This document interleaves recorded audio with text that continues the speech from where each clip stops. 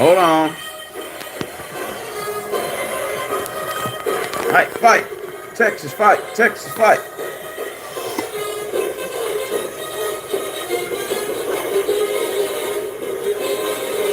I know I go live so fucking fast. Hold on. All right.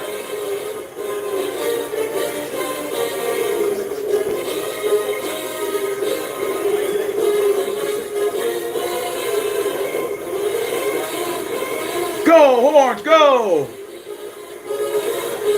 Man, that song doesn't ever get old, bro. Yep. Up 7-0.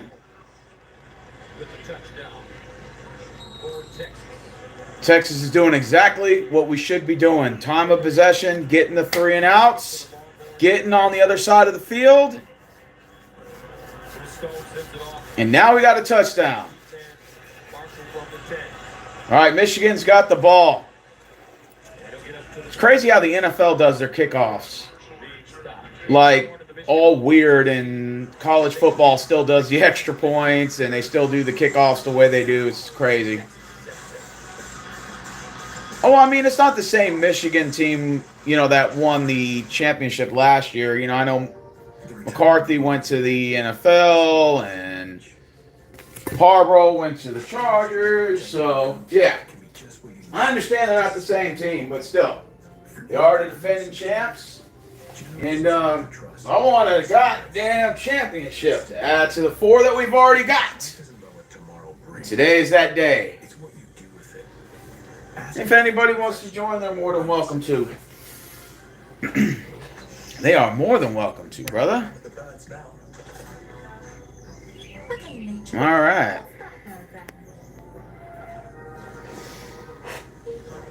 And right now it's commercial break. It is Michigan's ball. Michigan's ball. I know I'm late, man. I'm going on Marvin, I'm going on 3 hours of sleep, bro. 3 hours of sleep, man. I've been working a lot. So it's been hard for me to live stream like I used to because of the hours that I work. And I work at 12 today, man. I don't got another day off till Wednesday. So I'm working 21 days in a row, by the time I get my next day off. So we're short-staffed. They need people. I've been volunteering a lot for extra hours, extra pay. And when I saw my check yesterday for all the overtime I did, I said, almost fainted. I'll just leave it to you like that. So, I think the struggle is beautiful because when you struggle and then you find that niche in life and you end up finding a good job, decent pay, an employer who actually gives a shit about you, you kind of laugh off the old days, when you struggled, Shit, I remember my last job, they paid me, I don't even want to tell you what I was making, it was so bad. They were paying me like shit so bad I was starving for a whole week. Shit you not, I was eating off the dollar menu at Taco Bell. Oh, those struggles were the days, man. But now it all paid off because I got a decent fucking job now. That's good. I wish everybody the best in life. Well, that's a good way to look at it, Marvin. Work while you can. Yeah, man, I worked 73 hours just this week. I'm on pace to probably get another 65, 70 hours. They're short staffed so bad you can literally live there. You can literally live there at this job. That's how short staffed they are. But this job has looked out for me because when the last hurricane hit, Hurricane Beryl, they gave everybody a place to stay for who was out of electricity. We were out of power for 10 days, and I was sleeping at the county at night. And they opened up a tank just for us to go sleep in at night. We were only 4 people in there, so I only had 3 roommates. But you got to go down to ODR and eat 3 yachts in a cot. You had to eat at the same time the inmates eat, so it's no big deal. But unless you went out and went and bought your own food, which I did that too. But yeah. But you appreciate the struggle a little bit more when you finally find a decent job. Because it just you kind of go back and laugh at it. Man, I remember the security guards used to hold our stomachs and be like, I'm starving. Oh, I used to go 10, 11 hours without fucking food at my job, man. I couldn't fucking afford it because they didn't pay me shit. So, yeah, man, you kind of appreciate the struggle a little bit more when you find that niche. So I tell everybody my days when I was starving at security. All right, Michigan's ball. That's a first down. Oh, yeah, he got it. That's first down. He stretched for that pylon there, so that extra effort helped. Whoever number 7 is for Michigan.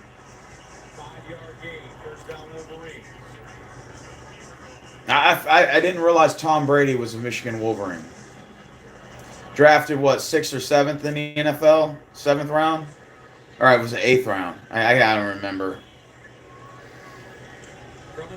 Michigan's ball.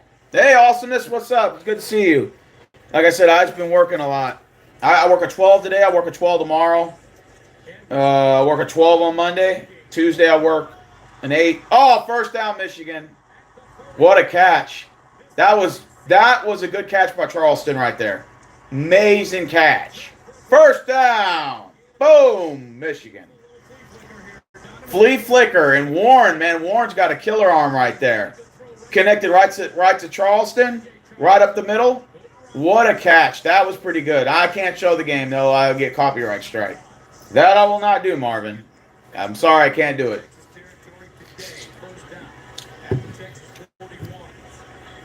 That was a nice arm by Warren right there. Well, like I said, we dominated the time of possession to start the game, so that's good. We forced Michigan to a 3-and-out, and then on our next drive, we were able to get a touchdown on that drive. Now let's see if Michigan can start mixing it up a little bit and seeing if they can move the ball in our defense. This is going to be a damn good game. I hope it's going to be a close game. Michigan ranked 10th, Texas ranked 7th. Going into week 2, this is perhaps the Super Bowl. I'm just kidding. I don't think it's Super Bowl. Oh, your thoughts on the top 12 college playoff? They should have did this 30 fucking years ago. 40 years ago. 50 years ago. They should have had a playoff. And then you finally have a fucking college playoff, a weak-ass one in top 4. And it was just like a tease. Like, come on, man. 128 fucking schools. You only got the top 4? No, absolutely not. I'll be honest with you. I think a top 12 is not even enough. I think a top 16. I think eventually it'll go to 16. Just not now.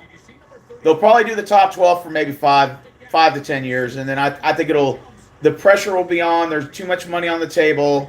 College football will be like, there's too much money on the table for us not to add a couple more teams. So I can see them going 14 or 16 in the future. Absolutely. Absolutely.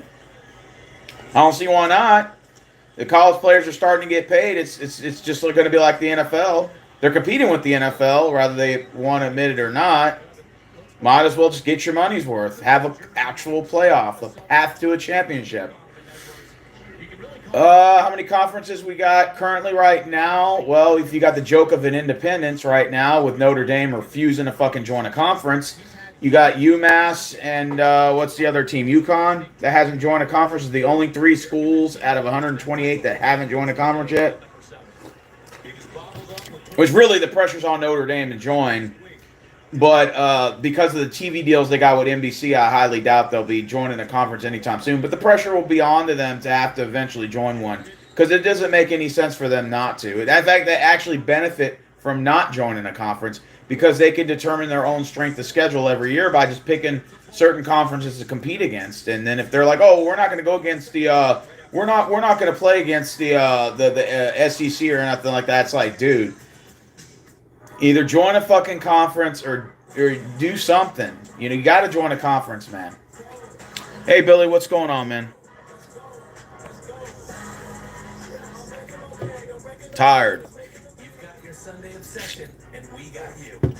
Now with Verizon, get NFL Sunday Ticket from YouTube TV on us and get every out-of-market Sunday game. Plus $800 off Samsung Galaxy Z Fold 6. Only on Verizon. Oh yeah, and then you got 11. No, you got 10 conferences right now. But independents, they're going to get rid of the independents one. It's really not a conference, but they're going to force Notre Dame to join.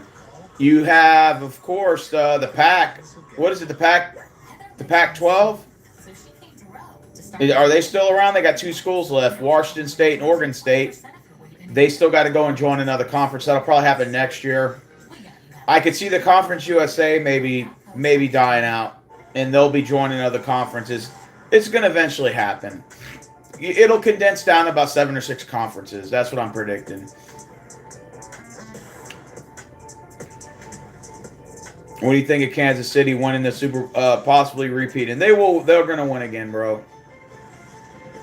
I hate to say it, but yeah, Kansas City's going to win again. They're going to be the first NFL team in history to win 3 in a row.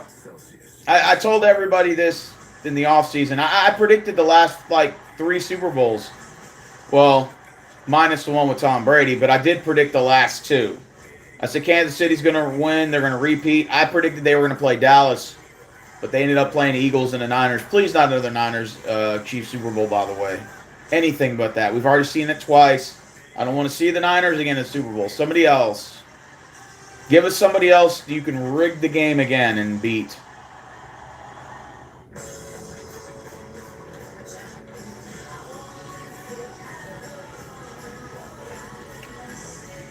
I think it's Michigan's ball, if I'm correct, Marvin. Yeah. Michigan's ball. Dude, I'm going on 3 hours of sleep. I came home. I worked the night, so I got home at 6:30, 6:45. Excuse me. And then I went to sleep at literally right when I got home. And then I ended up waking up about 10:30 because I had my alarm set because I wanted to watch this game. And I'm like, should I sleep another hour? And I'm like, nah, fuck that. I want to watch this shit live. So I went and made some coffee and forced myself to get up. So I'm going on about 3 hours of sleep. And then I got to work another 12 today. I'll sleep when I die. If I have a cup of coffee, I'm good. What's working the night shift like? Well, I'll tell you this. I've done night shifts before. But if you work the East Tower, the rounds are every 55 minutes. Basically every hour. So you have a lot of downtime. So you only run the rounds every 50 minutes. It takes about 3 minutes to hit the tags. 3 on the bottom tier, 2 on the top tier. You let one inmate out at a time to use the restroom. They put the toilet paper up there so they can use the main restroom so that they can use the number 2.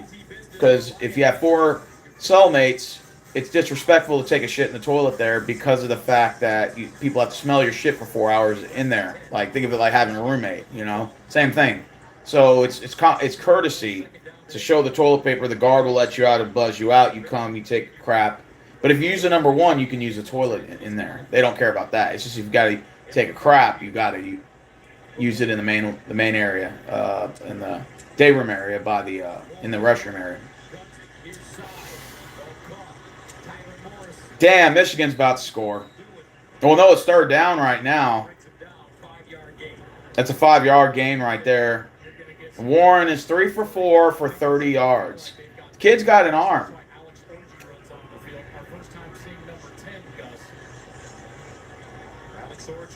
I think you're going to go to Charleston on 3rd down here. I see Bell coming in here. Bell, Edwards.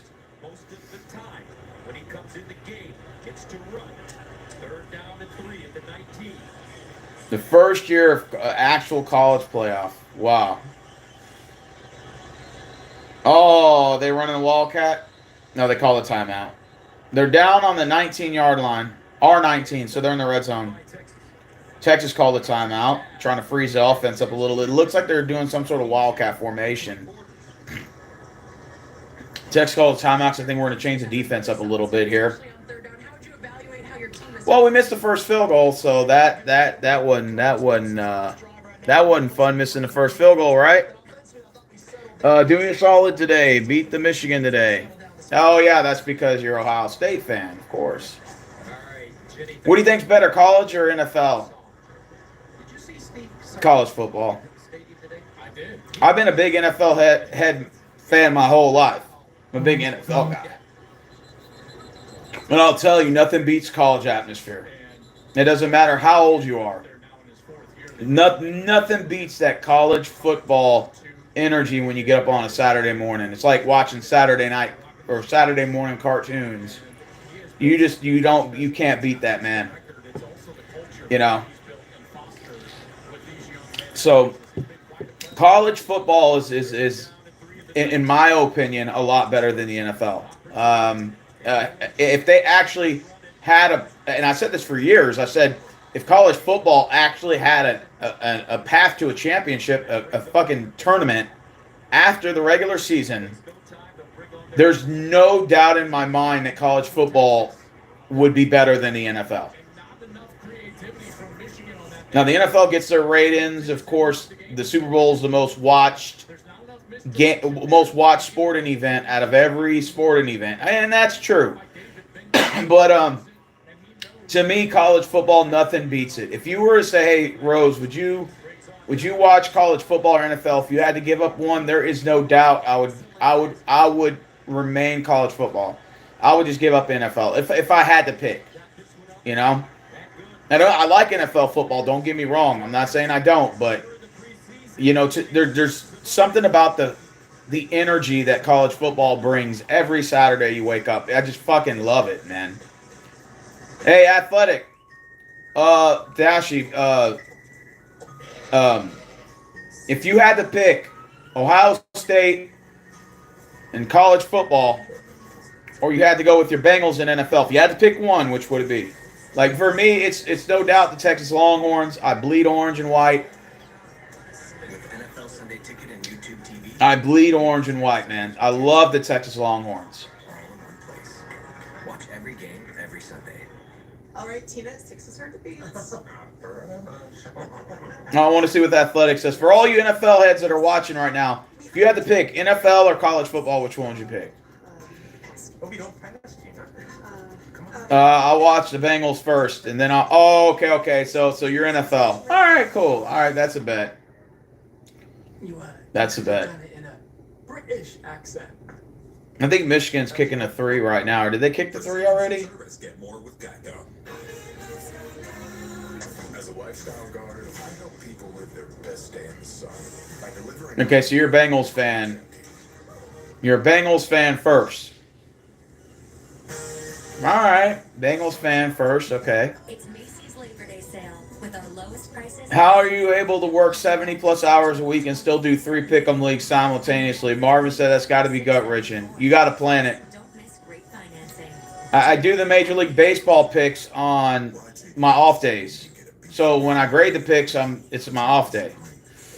But because I've been working lately, I've been doing it at the jail, just grading my picks on my downtime. It's all about timing. If you can get your timing and multitask, which I can do, you'll be all right. And this is a challenge that I think I can do. I think I can run in three pick'em leagues going on. I got college football, I got Major League Baseball, and NFL starts tomorrow.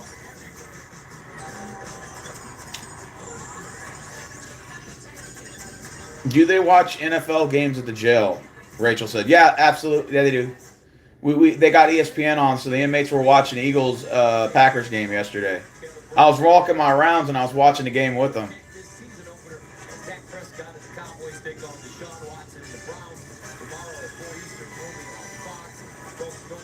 Oh, Deshaun Watson's playing for the Browns tomorrow.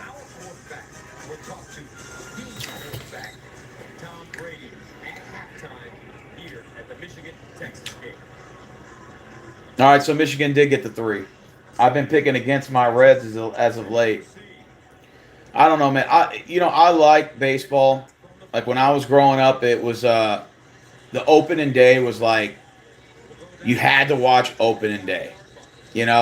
So like the opening series, you'd look on the schedule. Maybe your first 5 games, you're like, okay, who does my team play? And then after that, you'll look at like holiday games or certain games going on in Major League Baseball.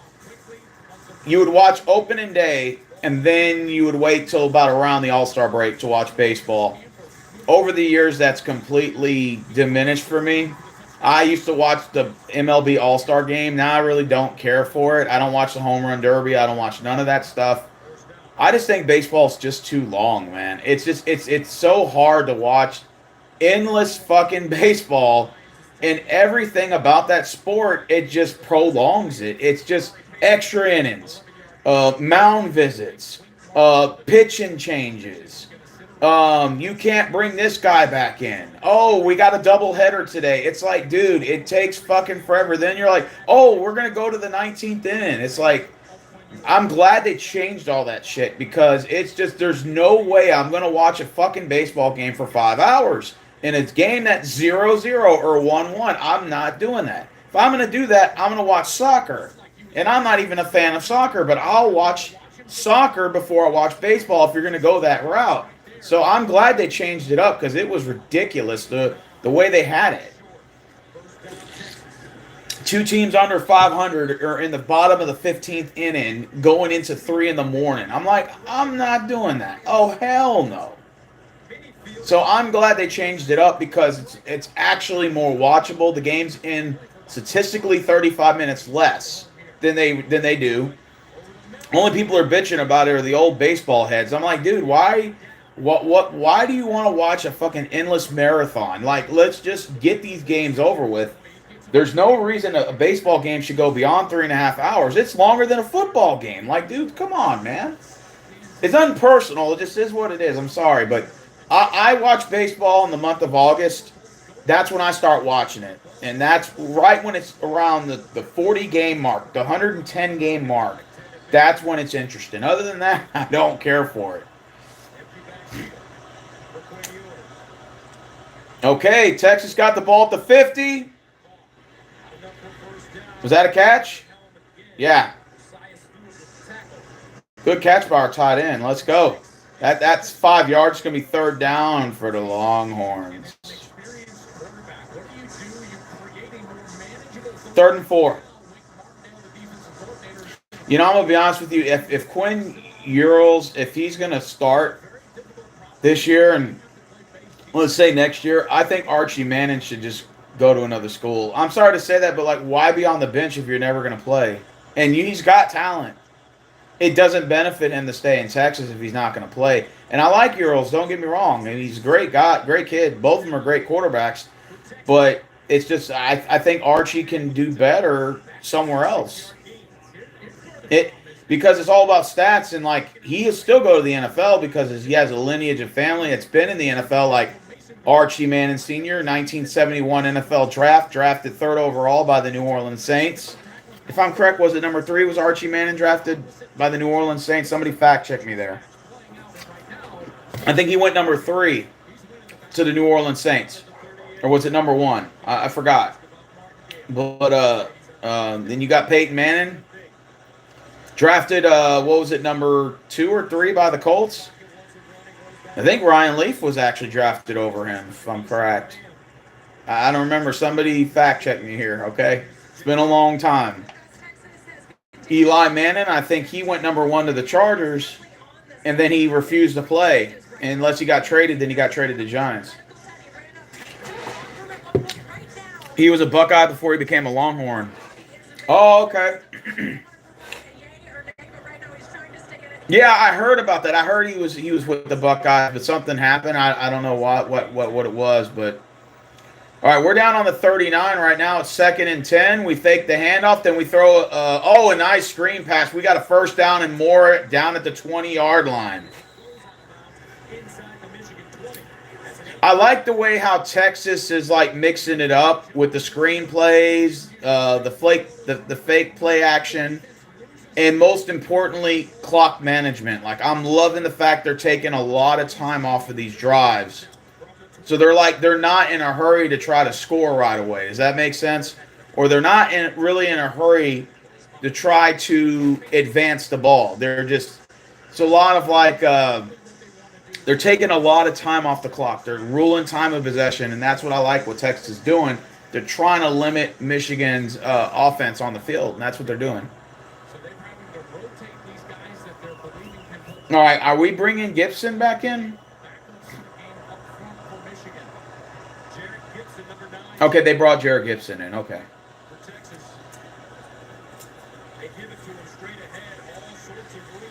Oh, first down. Michigan defense can't stop us. They cannot stop this Longhorns team, bro. We are fucking on fire. And I'm loving it. I would say the Longhorns probably got one of the most talented teams right now that I've seen since 2011. I would say 2011 and 2009. Would I say Rose Bowl 2005, 2006 Longhorns? I don't know. That's yet to be seen. But this team is the most talent. This Longhorns team is the most talented team that I've seen since 2011. And the fact you got a two-headed monster in the quarterback position, that's going to be lethal going down the stretch. So Peyton and Eli's dad, Archie Manning, was selected second overall pick. Yeah. Okay, so I was one pick off. So Archie Manning, who was number one? Dashy, if you could look that up for me. Who went number one in the 71 NFL draft? Touchdown! Let's go! Gibson! Jared Gibson, let's go! Yes! 14-3. Great fucking block right there, man. Oh! 14-3 Texas, baby. Let's go.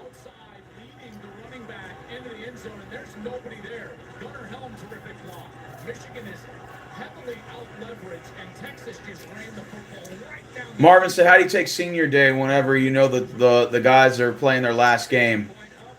Oh, man. Time just goes by so fast. You think you get used to it? Jim Plunkett. Okay, so he went number one in the 71 draft. Who did the Oilers draft, Dashy? And didn't we get Dan Pastorini? What number did he go in the 71 draft? Can you look that up? Oilers, Dan Pastorini, the quarterback. What pick did he go under? What round was he in? Because that was the year we drafted Dan Pastorini. He was in the same draft as Archie Manning. But I think we took a running back, if I'm correct. Not just to rebuild, but to help restore the We took we also had a running back that we took that was really good. Not Earl Campbell, because Earl Campbell didn't enter the draft until the 77 season. So I know a little bit about football, okay? Earl Campbell was still in high school, I think, at the time. But he entered in college, I think, in 73. So Earl Campbell he got drafted by the Oilers in 77. Impressive. I know that. Enjoy our free breakfast anyway. Only at Holiday Earl Campbell was a monster. IHG Hotels and Resorts. He was our modern-day Jim Brown. He was before Bo Jackson. Bo Jackson was late 80s, early 90s, I think. When did Bo Jackson get drafted, Dashy? Look that one up, too. But Earl Campbell was before Bo Jackson, but he was after Jim Brown. Jim Brown was in the AFL before the NFL merger with the Browns. Monster of a running back. And then you got Earl Campbell came in the 77 NFL draft. Earl Campbell has a high school ring and he has a college ring because he won 2 championships with the Longhorns. And he's also got a championship from high school. What is he doing? So He's watching. Earl Campbell, I think he's from Tyler, Texas. Yeah, he's from Tyler, up north. Slightly, I think, east of Dallas.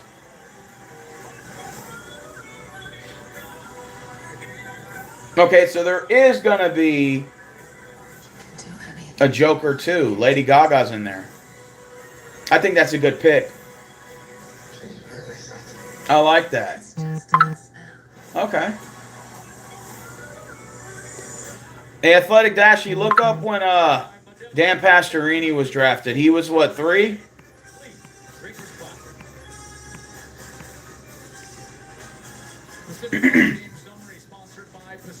$14-3 right now. 8:24 left in the second.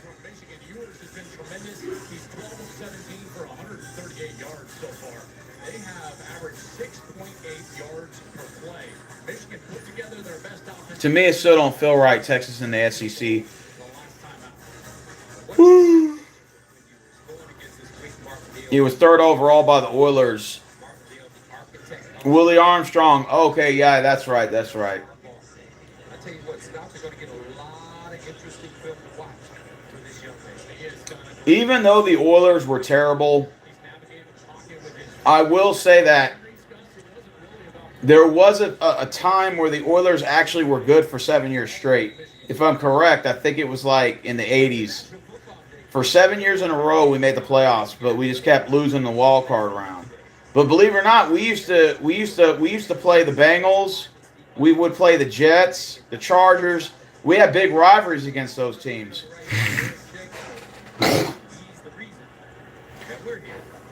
The Oilers had some decent years.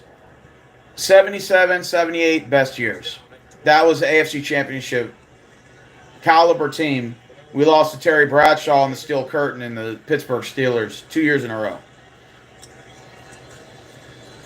And from 86, I think, to 92, or was it 84 to 91, 7 years in a row we made the playoffs. Discuss the incredible story with Davis Warren, and we mentioned it, but he was diagnosed with leukemia in high school. We beat Dan Fouts and the Chargers in the second round. We picked him off 5 times. I think that was in 81, Is what he always used. or it was right before Earl Campbell left. So much, he said it's hard for me to. No, it was the year Earl Campbell was there. That was 78, the 78 season. Yeah. Right, Jenny, thank you. 2nd and 5. No, Earl Campbell was not. Earl Campbell left the Oilers, Marvin, before Warren Moon was there. Warren Moon came in 84. He was in the 84 NFL draft. And Earl Campbell left in the 83 season with us. He played for the Saints the following that year that Warren Moon got drafted. But he was already washed up by then. 6 years in the league, took a lot of hits. I wouldn't want to say he was washed up, but he took a lot of damage, a lot of toll on the body. And he I think he lasted like half a season with the Saints, and then he retired.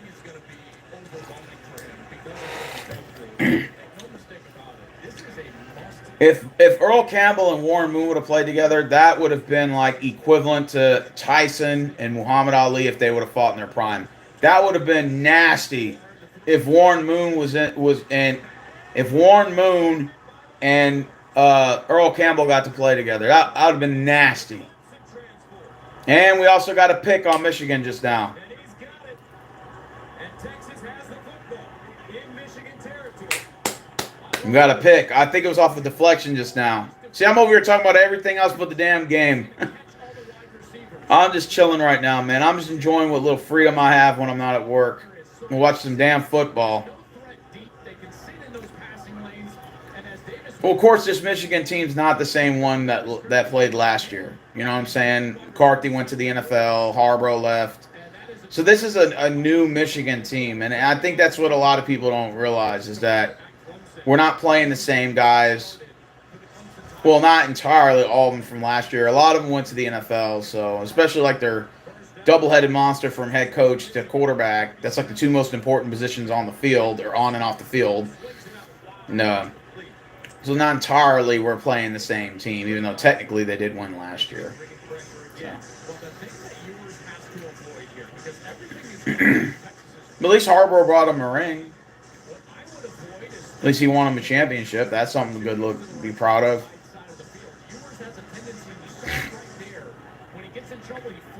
Oh, the 96 NFL draft by Tampa Bay refused to play for them. Raiders took him the first overall a year later in the 87 draft. Okay. Earl Campbell was first overall pick, 1978 draft. Yeah, 78. That's right. 77, 78 season. I'm sorry. Yeah. All right, we're at 3rd and 10. Favorite players that played for the Texas Longhorns? Oh, God. I mean, of course, you got to add Ricky Williams. Ricky Williams was a fucking monster when he played for here. He set the all-time rushing record. I think he beat Earl Campbell's record, if I'm correct. Yeah. Of course, you got to add Earl Campbell in the mix, right? Those are 2 of my Vince Young. Can't forget about Vince Young, right? Let's see who else. It's like my mind is jolting now. Colt McCoy. I mean, I know people are going to have their opinions about that, but I'm a big Colt McCoy fan. I love Colt McCoy when he played for us. No doubt about it. Roy Williams played for the Cowboys. Oh, what a catch. What a catch. We got a first down there. Wiseman, okay. He didn't get much on there. A yard. Second quarter with 6 minutes to go, guys. 14-3 Texas. Quinn Ewell's got 13 for 20, 158 yards and a touchdown. I don't think it's going to be a blowout. I wouldn't assume that, but we got almost 250 yards on the field. I think Michigan got about 70. We score here again, we're definitely going to be in a Helm. Come on, Helm, stretch for that first down. He was close. 1 yard short, bro. Ewers doing a masterful job of taking what the defense is giving him right here, going to a second and third read. Uh-oh. Uh-oh. Did he reach for that? No, he missed it. He about a yard short. It's the tight end that's been the big 3rd and 1 right now. 6 catches, 76 yards. Let's see if Michigan defense can hold us to 3, or if we get another TD. Okay, you watch College Game Day? That's what's up. Oh, also Jamal Charles played for us too. I got his jersey right now in my closet. I got a Jamal Charles jersey in my closet. I got an Earl Campbell in my closet. Even though it's fading, I got to get a new one.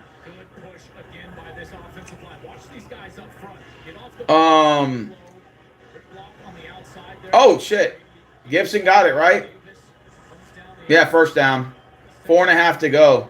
First downs, we got 13, Michigan 3. Texas got a fucking nasty fucking offense. Oh, we got a full start.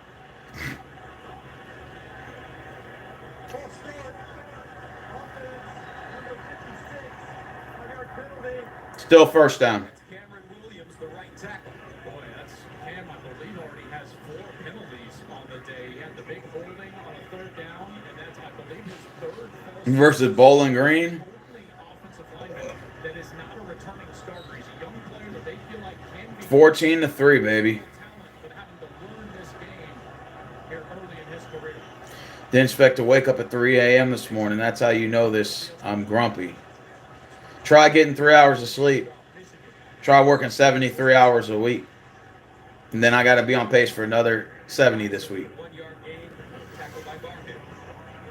Well, if you're Quinn Ewers and even Steve Sarkisian, And I had no days off. I worked for 4. I'm going on 16 days straight with nothing but 12s.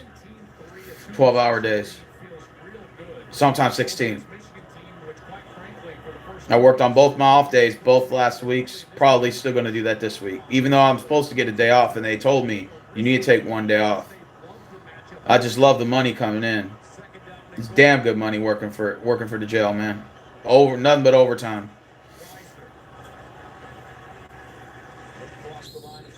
That's what, 3rd down now, 3rd and goal? Okay. See, what Texas is taking a lot of time off the clock, which that's smart. We're controlling time of possession. We got more first downs than Michigan. Which didn't help that Michigan got a turnover. You know, that didn't help either. And the fact we got in the red zone and scored twice, that's good. So we're controlling the tempo of the game. We're taking the crowd right out of it. We're 7 for 8 on 3rd down conversions. It's sick. We're playing a perfect game right now against Michigan, but we will see if oh, wait. Was that another false start? Let's see. Oh, Michigan called a timeout. 2:50 left. God, this first half flew by fast, bro. Appreciate the second life.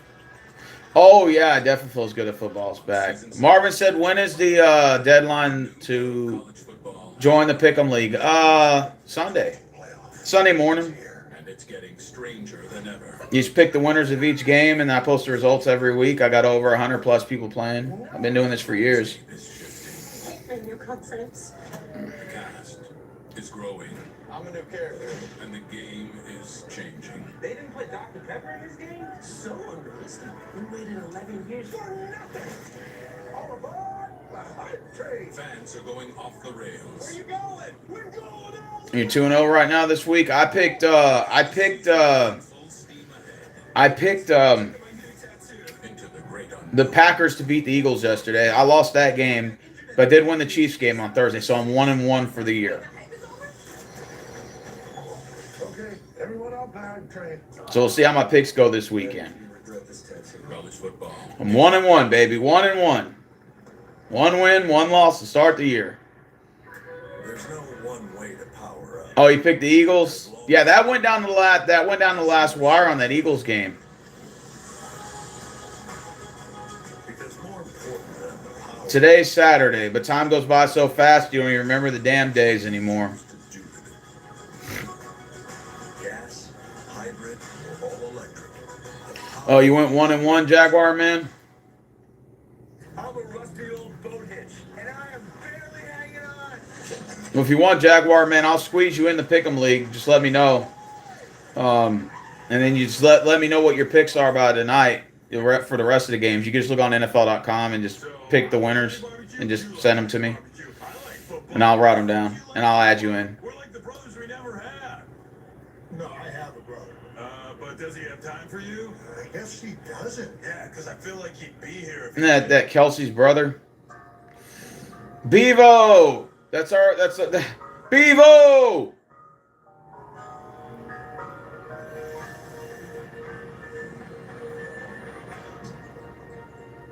Jordan Love. Oh, I like Jordan. Oh, Jordan Love got hurt. I didn't know that sucks. That sucks.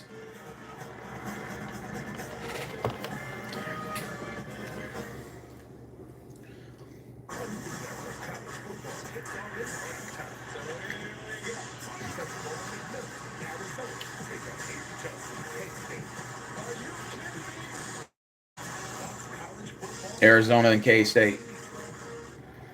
The Dr. Pepper to wish a giveaway is back. Oh, yeah, Dr. Pepper sponsors the college playoff. I forgot about that. And enter before September 30th.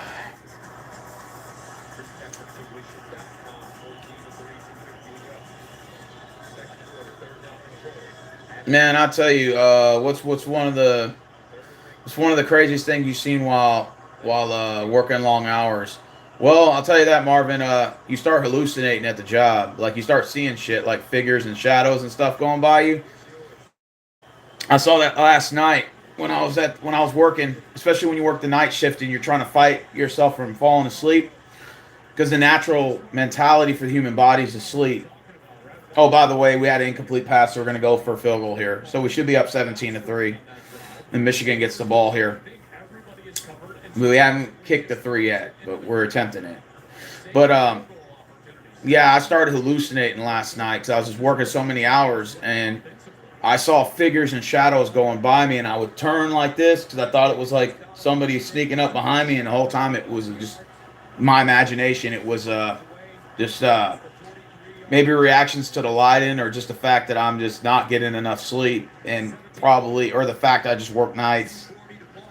You know, the funny thing about working the night shift as opposed to working day or evening, it doesn't matter how many years you've worked, and it doesn't matter how many years you work for any type of job, whether it's easy or hard.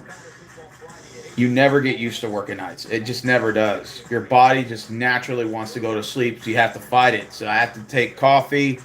I have to like slap myself to stay awake. There's guys that have been working in security or working the prisons or working grocery stores for years, and they told me I still struggle to this day. And that's all, the whole thing they tell me, I still struggle doing it.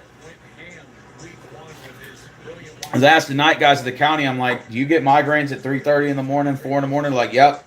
They're like, do you hallucinate and see figures and ghosts and shit? I'm like, yep. They're like, have you almost fell asleep driving on the road? Yep. They're like, do you feel like you're having, like you want to vomit around 6 a.m. when you're driving home, even though you're off and the sun's coming up?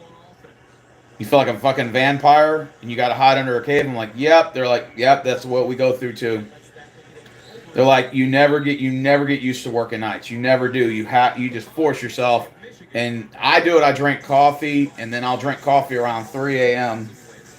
But you never get used to working nights. Never. It's just you get accustomed to it, but your body is just fighting you to sleep because it just naturally you go to bed at night. So you never get used. You do it, but you never get used to it. You get accustomed to it, but you never get used to it. Are the inmates dangerous to try to attack you?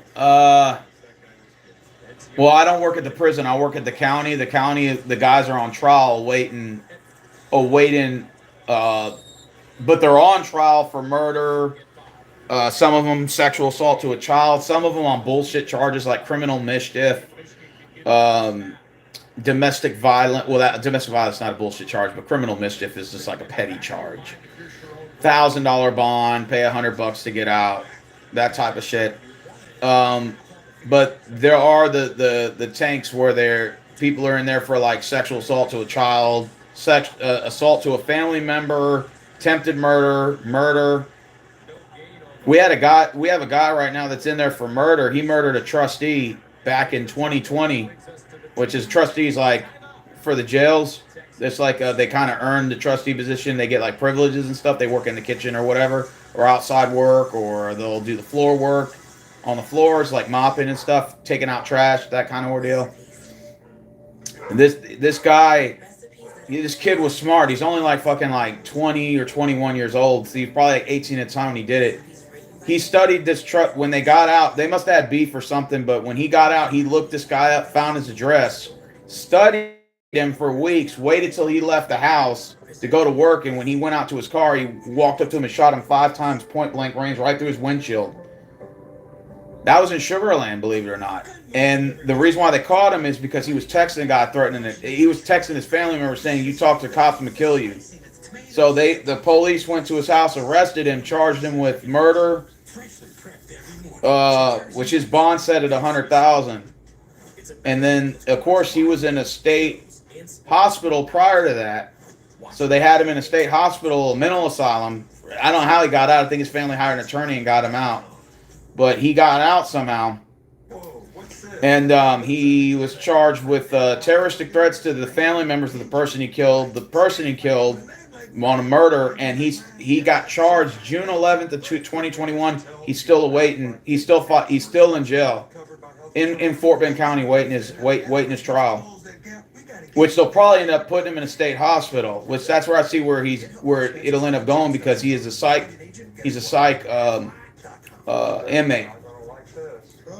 And if he's deemed unfit for trial, which could be the case, then they'll probably have to send him to a state hospital. But all of them are filled up, so he'll probably have to remain in Fort Bend County, which is what it's going to look like for him. But he shot that dude like 5 or 6 times in point blank range in his car and didn't give no fucks. He seems like the nicest guy. I talk to him sometimes. He seems like the coolest dude.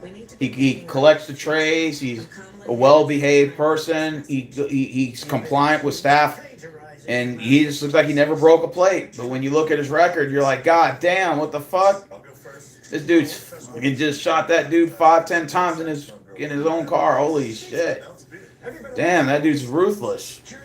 You have some people that are like that. They look like they never broke a fly or never hurt a fly, and one of the most vicious motherfuckers you'll ever see. Some people got a long, lengthy criminal record. Some of them got 30, 40, 50 charges. They're like 20 years old. I'm like, how the fuck did you rack up that many charges, man? And then you got some guys who are well respected in the community, and they've never, ever. Go look it up. I want you guys to look up on YouTube. Type in Dennis Patrick Gibson, Fort Bend County. You'll see his jailhouse interview. It's on YouTube for everybody to watch. It's a true story. This was a 78-year-old man back in 2017. This is what I never worked at the county at the time. I was working in construction at the time, and he was a well-respected, very wealthy white guy. And he lived there in Sugar Land, nice house and everything, married, kids, everything. He goes to work, comes home just like a regular regular guy would do, right?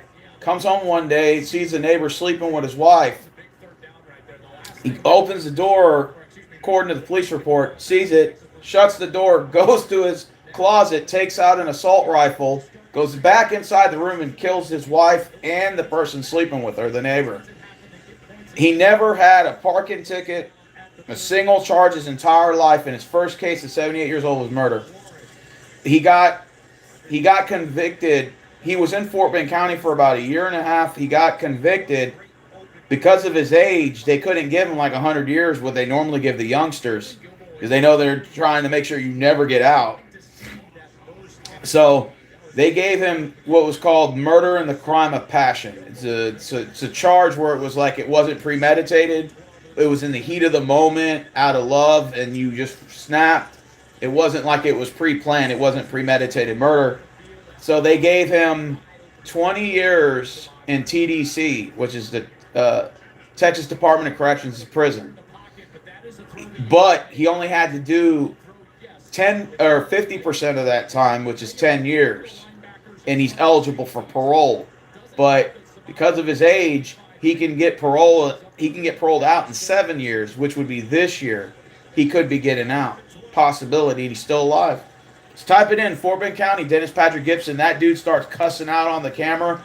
He's like, I came home and she was sleeping with. Fuck them! I hope they rot in hell. And he puts his fist up like, I hope they rot in hell. You know, motherfucker, rot in hell. And he put his fucking fist up like Michael Jordan did when he won that 6th ring. Yeah, it's crazy. Go watch it. I'm dead ass. Go watch that shit. I'm not lying. Type in Dennis Patrick Gibson, Fort Bend County. The video will pull right up. It's for public records. Everybody can see it. Motherfucker was an upstanding guy in the community, multi-fucking millionaire, married man with kids, living the lifelong dream. Never had a parking ticket, never had a fucking offense, and his first case was murder. Killed his wife and the person he was sleeping with. And he gives no fucks either. Watch the interview. Watch the jailhouse interview. He just sits in there. He's like, fuck both of them. I hope they rot in hell. I hope they burn in hell. I don't give a fuck. I was like, God damn, Dennis.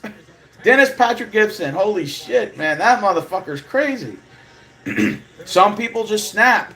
It could be something like crime of passion when you're in love, and they say love makes you do crazy things. It can, yeah. It can make you want to kill. You know, that's why you have to control your emotions. Because one bad decision can change your life forever. You know? Is that a fumble? Damn. Whoa. What a fucking fumble recovery. If that stands. Did he have full control of that catch, though? Let's see if that was full. Let me see if that was a catch. So here's the catch he needs to secure, then have an element of time with this. I don't know, man. Definitely seems to control that ball and start moving up the field. You know, that second. That's a fumble if it stands. Starts to move up the field with that ball securely in. Prayers to the victims of Georgia school shooting. I saw that. But that's going to be very difficult for this. Yeah, they may be. There's the up camp. Like I said, I don't mean to bring up the prison life in here in this channel, you know, with this video particularly, but yeah, some people are some people, you know, they were upstanding people in the community and they just snapped. It happens, man. That we're humans at the end of the day. Sometimes it takes certain things to trigger certain people. I don't think I would ever kill somebody for cheating on me, but you know, I could understand being upset. Absolutely.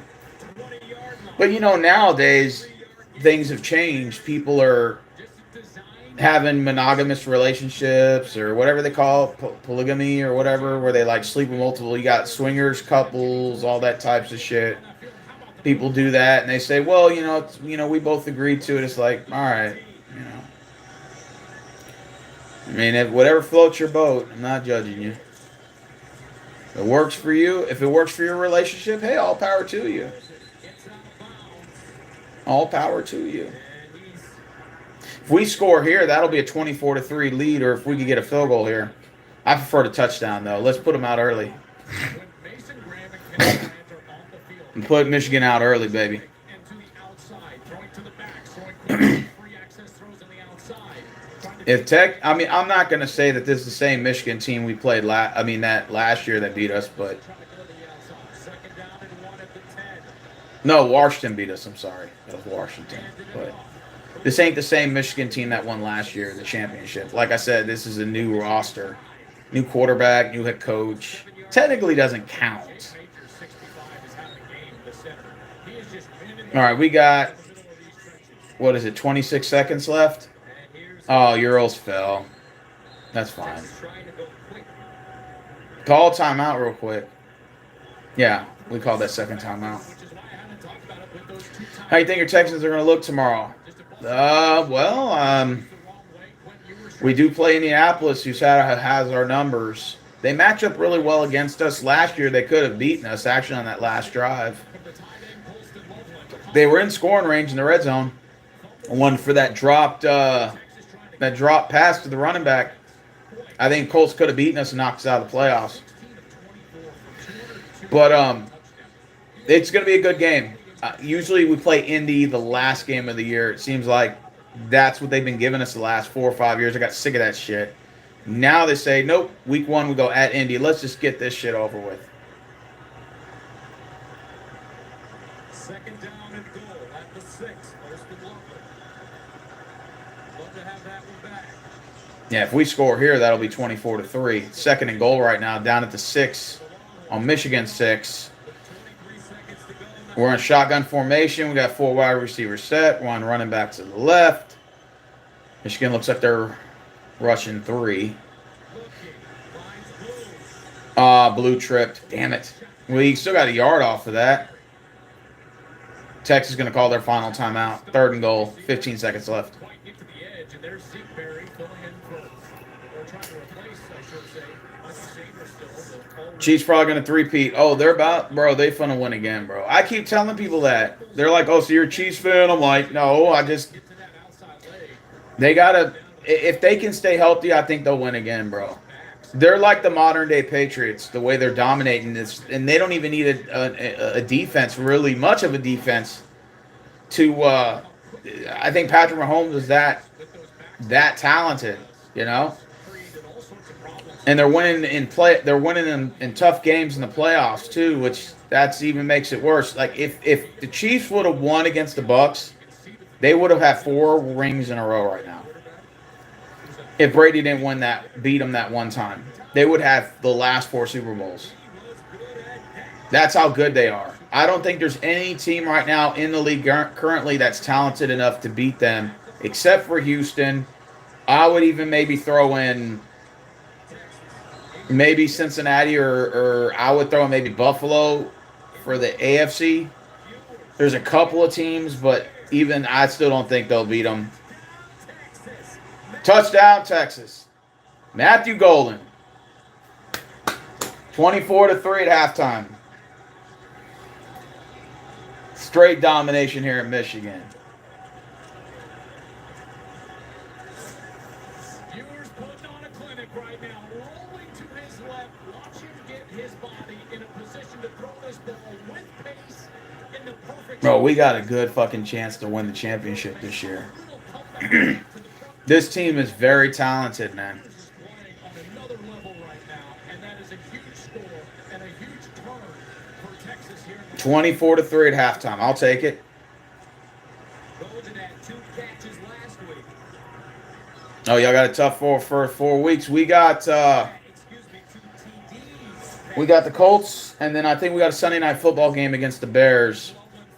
I won't be able to live stream that game because I'll be at work. Or I have to be on the way at work, so I won't be able to get the whole game, and it would just defeat the purpose of live streaming. If I'm not going to live stream the first half just to have to go to work after that, so I'd rather just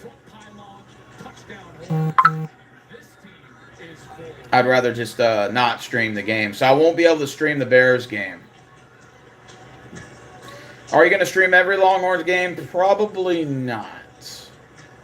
Our next couple of weeks are against like shitty Division II teams or something like that. I think we play Monroe, and it's not even worth streaming.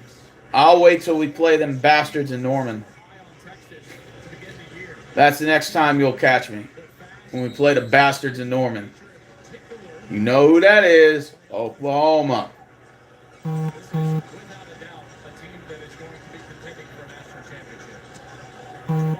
Then we play Georgia, I think, right after that. Somewhere on the schedule. I got to go back and look. Oh! It's going to go to halftime. 6 seconds left. We got the ball to start the first half. Michigan will have the ball in the second half. Yeah, straight domination in this game. Leaving the Big 12 in the new conference now, the SEC. They get a chance to rejoin Texas A&M. Steve Sarkisian came from Alabama to Texas. Penn State don't what? Don't look good. Hang out with Nick Saban in Tuscaloosa. Oh shit! I haven't even seen the. I haven't even seen the. Seeing the scores of college football right now. I just know we're fucking whooping ass. 24-3, man.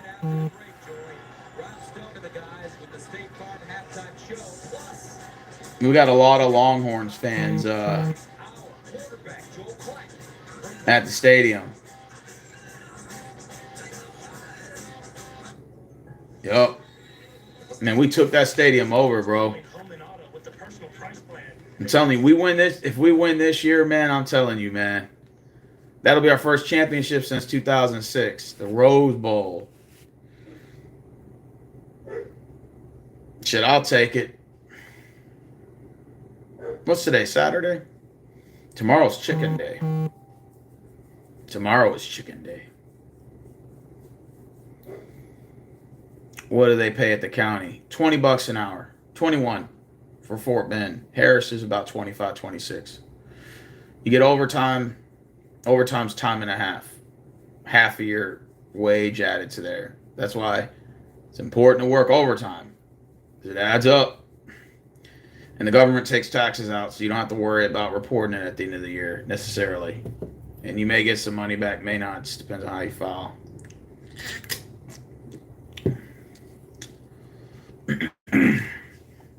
When taxation is theft anyway, but that's just another topic of discussion. The fact that they rip you off in taxes and seem to take out more than what they say they're going to take out. I'll leave it at that. And the more you make, the more you take. The more they take. Which, to me, raises the question, why even pay taxes when you could just print money out of thin air? I don't mean to go political, but it's true. You know, if you could print money out and send it to everybody and their goddamn mama in other countries and pay for their shit, why bother taking taxes out from us? Which, by the way, part of my taxes is paying for free healthcare for other countries. But, of course, no, that's wrong for me to say universal. We should have universal healthcare in this country, which is crazy because people reject the idea because they say, well, that sounds like communism. And I'm like, well, what if I told you your taxes was paying for healthcare in Europe? Would that be considered, you don't have a problem with paying for somebody else's communism healthcare? Well, if that is the case, why don't I pay for my own fucking healthcare here with the taxes that I'm paying for someone else's healthcare? Why not let it cover my healthcare? So I don't have to pay higher deductibles or, higher insurance premiums yearly in. Right? Crazy.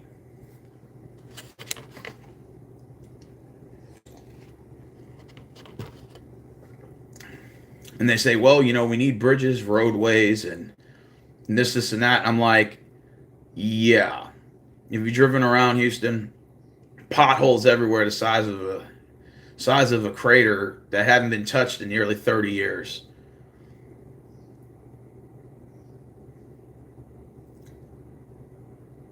Taxation is theft.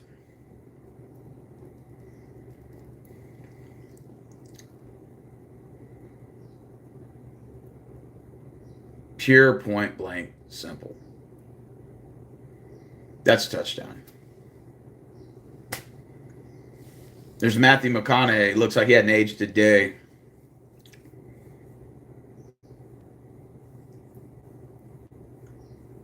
Hey, there's Mark Ingram.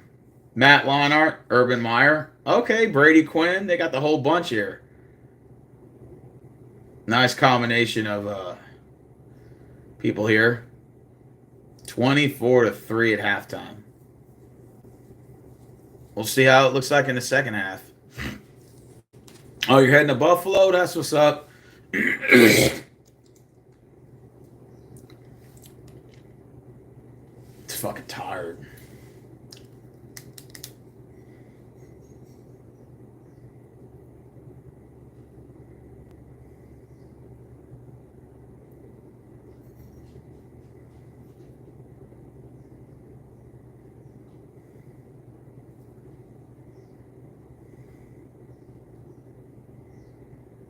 I have it on mute. That's why. It's halftime right now. I'm going to check the scores around the league. Here's our fight song. Let's see. Wait, hold on. This song right here never gets old, bro.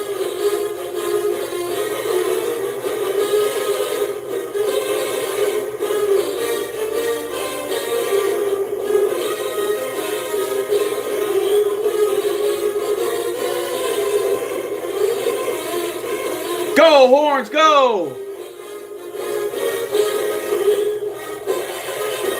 Yeah, White. Yeah, Longhorns. Fight, fight, fight. Texas fight, Texas fight. Yeah, Texas fight. Texas fight, Texas fight. Yeah, Texas fight. This song never gets old, man.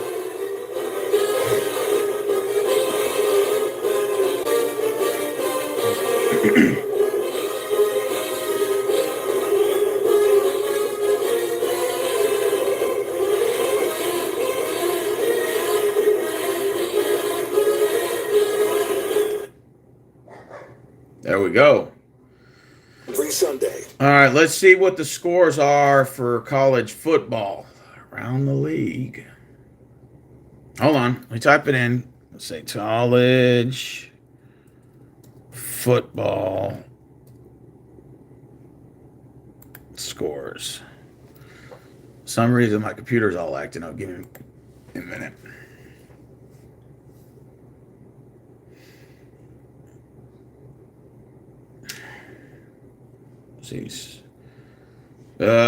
Not the top 25. I want to see them all. All right, here we go. Is that just me, or is Penn State losing to Bowling Green? All right, let's see. Yeah, Bowling Green's up 24-20 at halftime. Wow. All right, let's see. Arkansas's up 21-7 over Oklahoma State. Whoa. All right, you got Kansas. Tulane's winning 20-10 over Kansas State. Interesting. Syracuse is beating Georgia Tech 21-14. Could we be seeing a lot of upsets this year? Let's see. Minnesota beating Rhode Island 17-0, which that's expected. The Rutgers is beating Akron 21-3.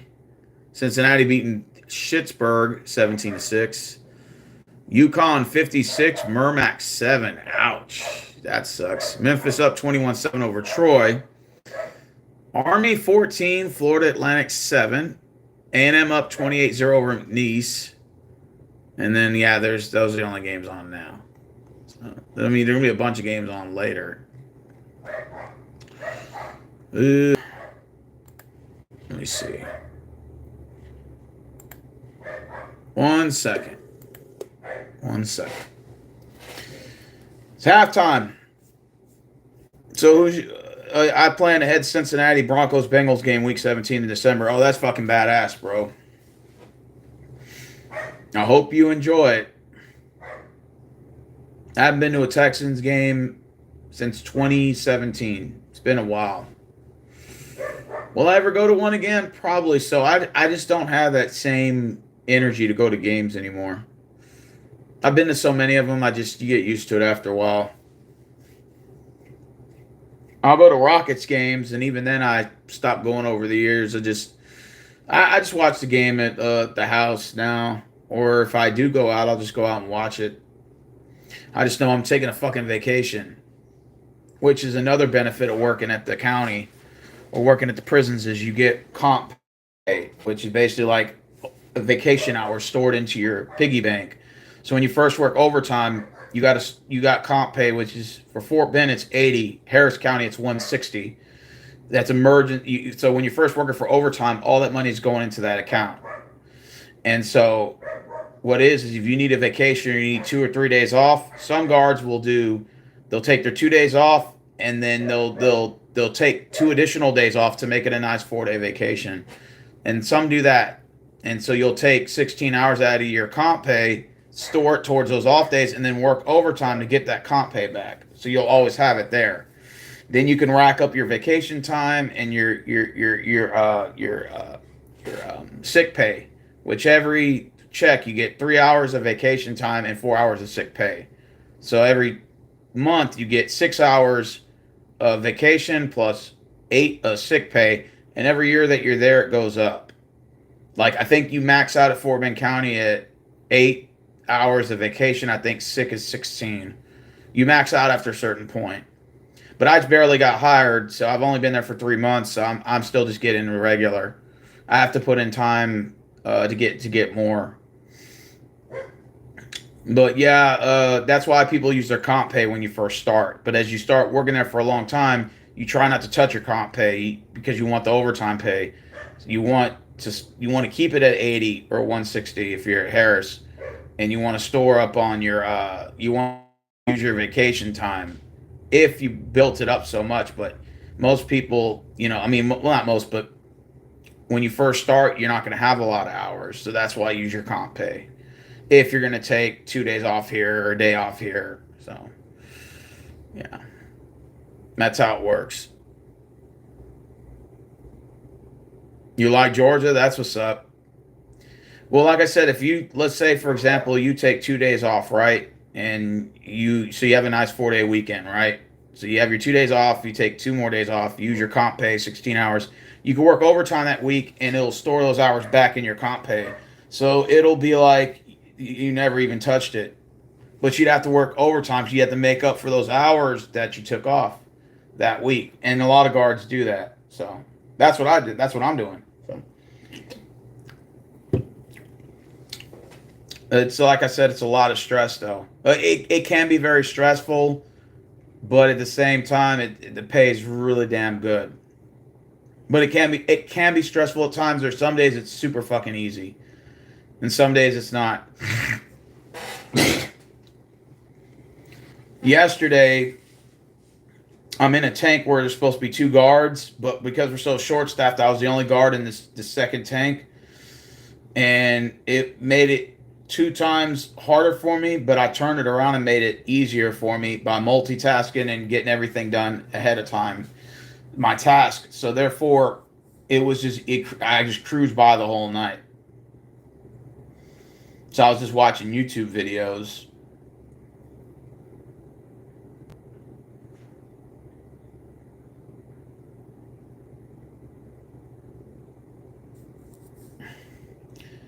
Oh, you like the Bills for NFL? That's what's up, man.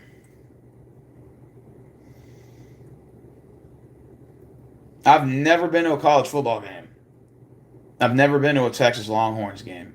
I don't know why I've never had, but like where I live, we got Rice University in Rice Village. Very nice area, by the way. You got to have some money to live out there. That's a very decent school. They got a good football program, the Rice Owls. And it's actually, you have to have a higher GPA to get in Rice than you do at Texas, believe it or not. Rice is a very hard school to get into. But they got an okay football program. JT Daniels went there.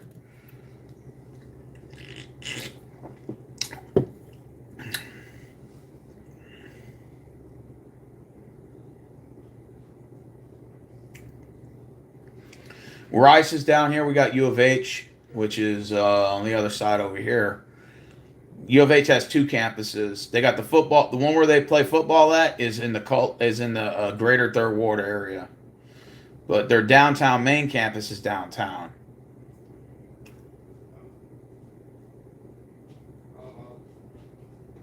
And TCU, that's further up north. That's towards Waco. It's not over here. You got SMU, that's in Dallas. You got North Texas. I forgot the name of their team. The North Texas Fighting something. I don't remember. But, yeah. You got Baylor. Baylor's in Waco. Texas Tech, Lubbock. You got UTEP, which that's University Texas El Paso, which is in El Paso.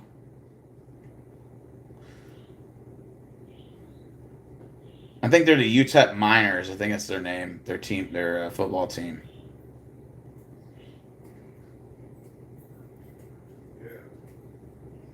Oh, man, I love Stephon Diggs. Like I said, this Texans offense is going to be fucking explosive. This the biggest question, and I say this every year, doesn't matter how good your team is, it matters if they stay healthy to remain on the field. And right when you hit December is when the injuries start mounting up, and it just gets a lot tougher to play. You're fine on paper in September, and then in December you got like 15 injuries. You know, that's the only thing that's bad about football is just after a while you get hurt. Georgia has to play Tennessee Tech today. That's what's up. Wait, I thought Georgia Tech's playing right now, aren't they? Hold on. I thought they were. Let me see. Yeah, they're playing Syracuse, it says. Oh, no, you said Georgia. I'm tripping. Yeah, Georgia Tech's playing Syracuse right now.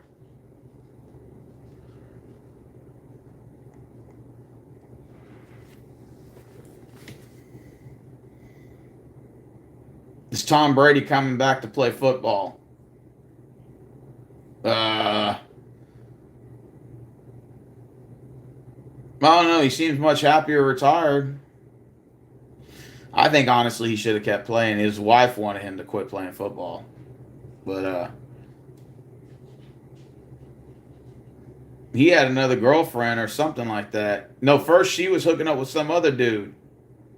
And then he said, fuck it, I could do the same thing. And he went and turned around and was dating some 21-year-old or some shit like that. I think they were doing that to get at each other. Ain't nothing worse than seeing an ex-girlfriend flaunt men around you. Yeah, you get over it after a while. Good, he could pick up the bill. That's the last time, bitch, you're eating out of my wallet. That's facts. Now, I don't got time for that shit. No, dating life is fun, don't get me wrong. But it has its, like anything, trial and error.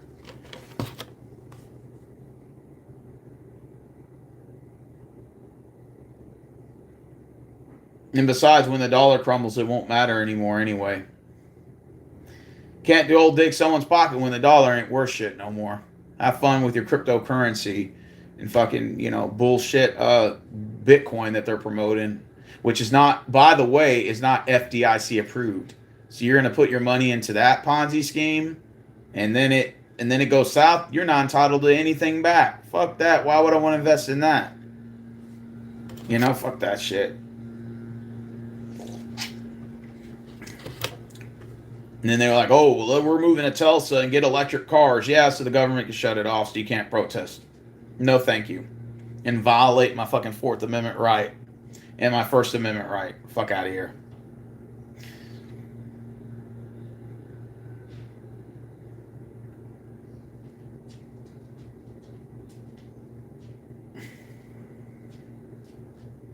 Well, I was supposed to take off on October 31st.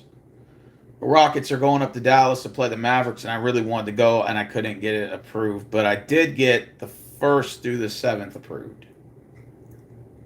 So I'm off for 6 days in November. So I don't mind working all this overtime because I get a little vacation and time away in November. And this job is the only job I know where you could take a vacation 2 months into your fucking work. When most jobs you got to work a whole year just to get 1 week, and even then they don't even want to give it to you.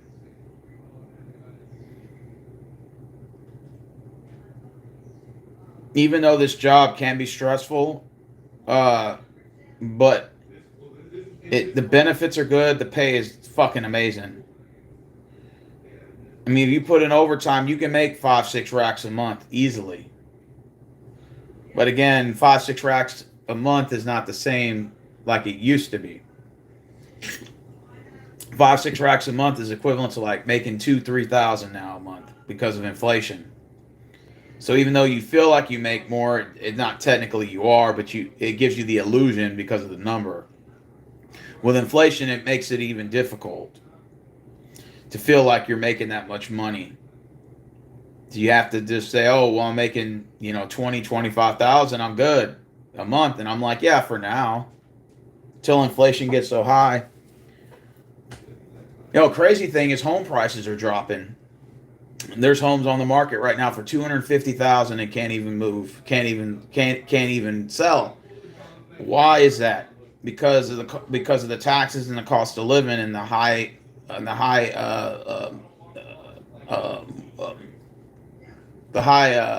mortgage rates. What do they call it? The interest rates. So the interest rates right now to buy a home is 7 to 10%. Right.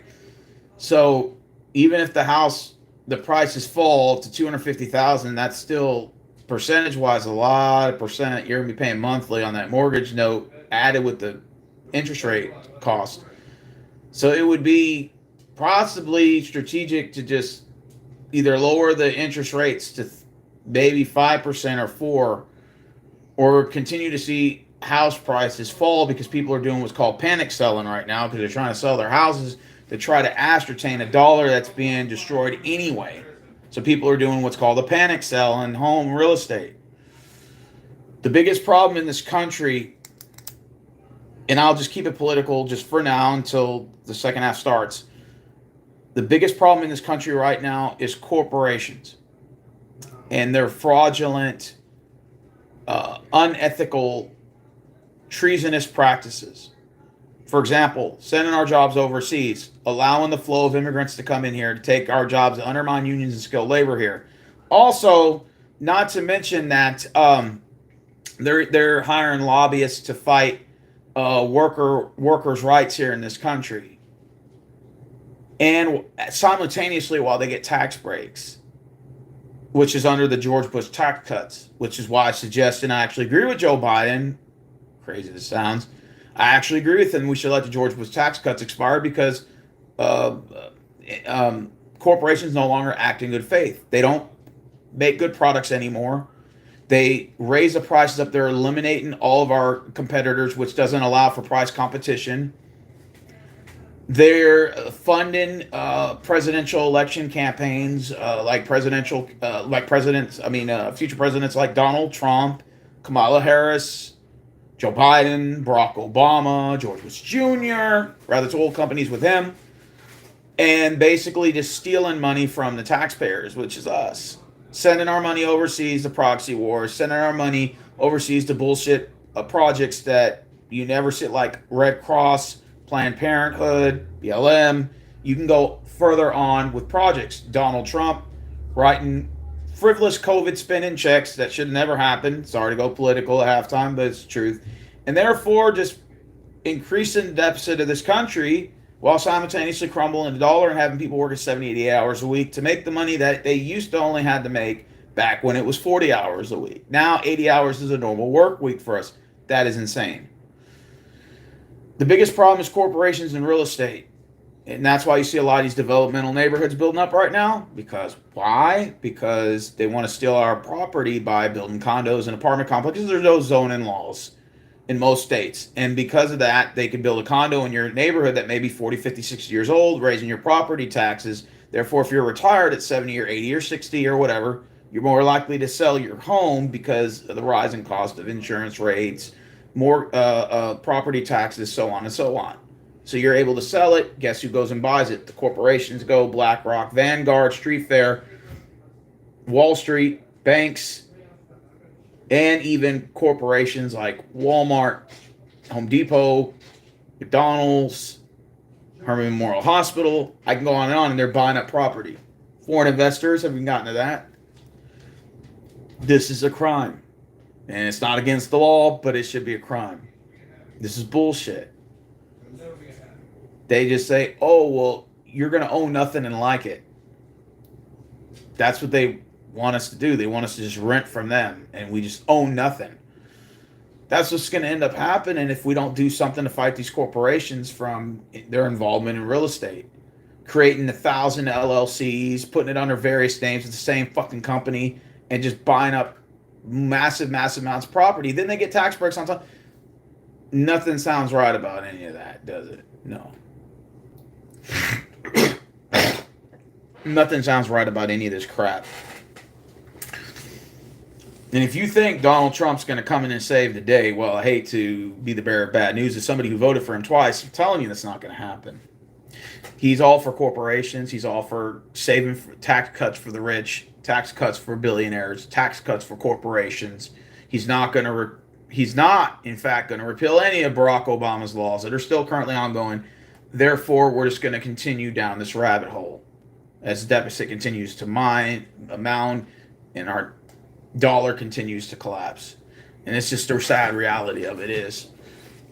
That's why when people say, well, you're not voting this year, I'm like, why would I? Why does it benefit me? In fact, if you look at most Donald Trump supporters that vote for him and you want to base it on his legislation, most of his legislation doesn't even benefit 95% of his voters. So it doesn't make any logic sense. In fact, it would benefit more of the Democratic fan base than it would actually fiscal conservative fan base that's going to vote for Donald Trump. The only thing you can say that Donald Trump did with decent in his presidency was that the taxes were low. And the cost of living was a lot lower and gas prices were low. But it was just a melting pot that was just going to boil over anyway if he would have won anyway. The deficit was going to continue to climb. We need a presidents that are going to decrease government spending. And we haven't yet to have seen that. So that's going to be the issue going forward, But hey, I've probably said enough about politics for now. But like I said, the biggest problems going on in this country right now is corporations' involvement in real estate. That's number one. I'll say this till the cows come home. That's the number one problem going on. We need to take corporations, private, or what they call it, like executive firms. We need to take them out of the market, out of real estate. There's no reason a hospital should be buying thousands of acres of property and there's just no reason for that. It doesn't even logically make sense for a hospital to own that much property or to own property if they don't plan on building on it. And you know what they do? They just buy the property. They may let it sit, right? Or they may put, I'm going to build a neighborhood there. So you're basically just renting out from a hospital that may own that subdivision. This is insanity at its finest. And you would be foolish to say that it's a free market economy, Steve. No. Corporations should not be invested in real estate. That don't even sound right. Like McDonald's really invested in real estate? Like that's insanity. I'm buying a house from McDonald's in the future. Like that don't even sound right. Like, why is this happening? And then foreign investors. And the one thing that corporations love to say is, well, if the laws on the regulations weren't there, we would be able to pay you what you're worth. I'm like, well, since the 80s and 70s, you sent our jobs to China for a penny to the dollar in Korea. Why would you stop now, even if Trump came in and lowered all those taxes for you? Why would you? What would stop you from investing in the real estate market and doing what you're doing? What would stop you from invading the stock market and using AI technology to buy up failing company stock? What would stop you from that even if Trump took the tax breaks? You were never intended on paying us anything. You were never intended on, you always want the cheap labor and you were going to outsource it rather the taxes were high or not. So just cut the bullshit out. You know, we knew you weren't ever going to pay us. Why don't I would actually respect you more if you just came out and said, okay, the rabbit's out of the hat now, Rose. You're right. We were never going to pay you, any of you guys, even if you have the degree. We'll find a cheap way to do it, and even if the product sucks, we're still going to do it because we can. And that's the problem. There's no accountability, and so these corporations are acting out of the interest of the American people, and they're not providing a good, they're not acting in good faith. And that also includes insurance companies as well. They do the same thing. They eliminate their competitors. They make generic forms of medication. They jack up the fucking costs. They do it in the name of capitalism. It's just fucking insanity to me. This is corruption at its finest. And now the cat's out of the bag. So now they just want to take your fucking property before we can act on it. That's what's going on right now. And this is, you know, what you're seeing. Now the cat's out of the bag. They know it. So they say, well, we need to take their houses quickly so they don't have any leverage. Because, I mean, if people don't want to work for corporations, that's fine. But if they take your house from you, they have ability, they have a strong message to send that if you don't rent from us or you don't fucking submit, you're going to live on the streets. That's basically the message they're sending. That's insanity. That's what I'm saying. They think that Donald Trump's going to come in and save the people when really he's all for the rich and for the corporations. And I realize that, you know. Kamala Harris, Donald Trump, all these candidates you see, they're all getting funded by corporations and their campaign funds. Why the fuck would they act out against their master? You know what I'm saying? That don't even sound right. And then the candidates that do speak out against it, like the RFK Juniors, the Ted Cruzes, the Tulsi Gabbards, Jill Stein, I mean, you can go on and on, Matt Gaetz, I mean, I can go on and on and on, who are against corporations and what they're doing.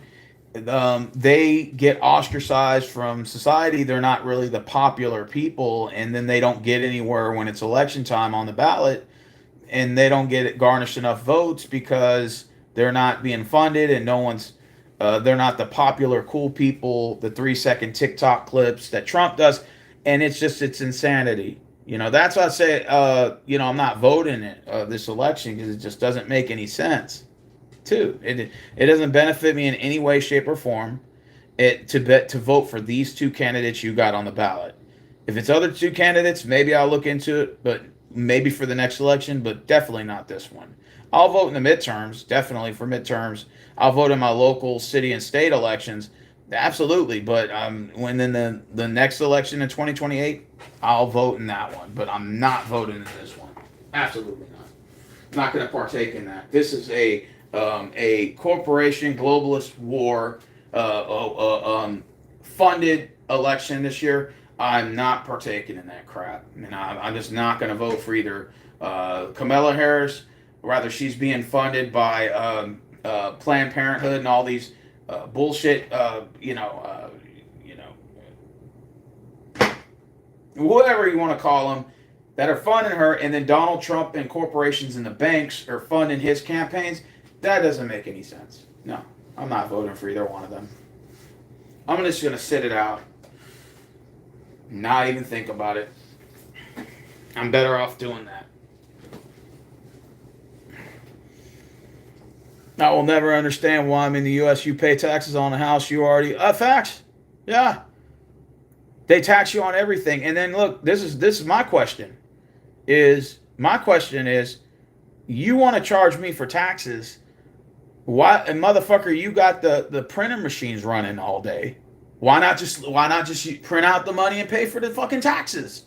You're printing it out anyway. You give it to all these other fucking countries. Flood the fucking countries with immigrants to take our jobs. Fuck you. You know, so let them. In fact, these corporations are acting so out of touch now that they don't even hire people from the other countries who used to make our products really well, like Taiwan, Thailand, and all these countries. Now that to get cheaper products, they'll go now. They found other countries that'll make those products at even a third less of the cost, and those products come out terrible. That's why when you notice you buy a lot of your electronics, a lot of your chargers, they go out after a week. You buy a lot of the stuff that's made from these other countries you never heard of, and the products wear out, and you're like, what the fuck? I just bought this. That's what they're doing. So corporations aren't acting in good faith. They're not going to pay us at all. They're going to continue to keep paying low and low as they can. Now the product doesn't even have to be good anymore because they monopolized the market. They've eliminated all the competitors out of the market. And now they're threatening with AI technology. And they're like, oh, we're just going to replace your job. And we don't even need illegal immigrants. So you're just going to have immigrants and you're going to have people here in this country that are not going to have work. So if you're talking about the purge on a fucking global, wait till AI takes over and it completely eliminates 80% of the jobs and you crush the fucking dollar, and you're talking about the purge in real life, you're going to, because the human mentality is you've taken my job, you've taken my house, you've taken my ability to have children, you've fucking broken the American dollar, and I don't even have money to eat. Motherfucker, it's on, and people are just going to fucking go to war. It's going to get bad. I'm telling you. People think I've lost my mind over the years and said that, you're just making shit up. It's like, well, why don't you drive around and look for yourself and see all the businesses that are failing and stuff? Look at what's happening. Do you see what's happening in real estate? Look at what's going on. I want to get into this game. I'm hoping maybe Michigan will score a touchdown and kind of make this a little interesting. I don't want to see a blowout in this game. I want to see a good game. At 24-3, 9 minutes left in the third. It's, Michigan needs to get a touchdown in or something. Like, get some points on the board, make it a little interesting, man. I don't want to see a blowout. I want to see this as a close game, man. The time of possession is really something the Longhorns have done good in this game. We have dominated. We've dominated time of possession, and that's good. All I know is tomorrow we're going to eat good. I'm going to go to Hart's Chicken and order a bucket of chicken, man, for the family. Get a bucket of chicken going, man. Get the family meal. It comes with 4 sides. Oh, I can't wait. That'll be for tomorrow.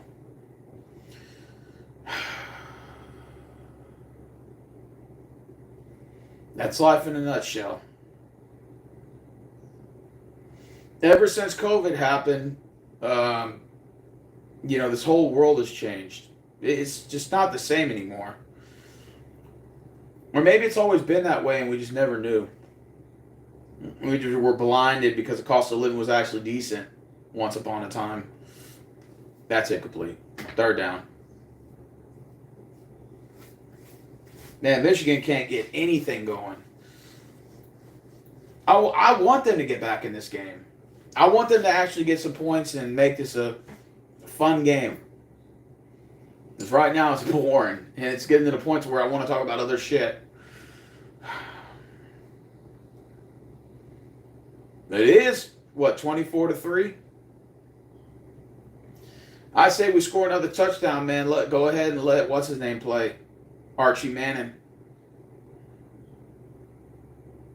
We might even see more Archie Manning in the next 2 games, too. That's a catch by Michigan. Finally, they got something going. First down. Loveland with the catch. I mean, if Michigan scores here, it's 24-10. Okay, it's still a manageable game. They can get back in the game. Let's see.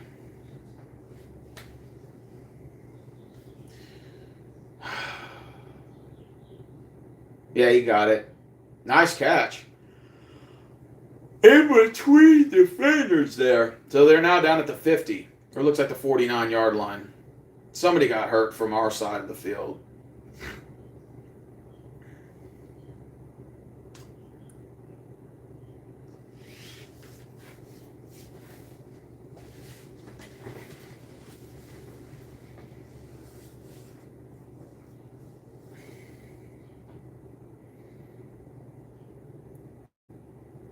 It's commercial, guys. Don't worry. I'm still alive.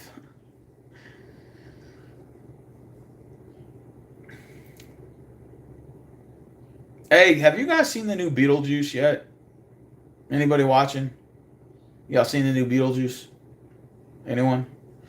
Because it just came out on Thursday. And I'll be off. Let me look at my schedule. Hold on. I wrote it down.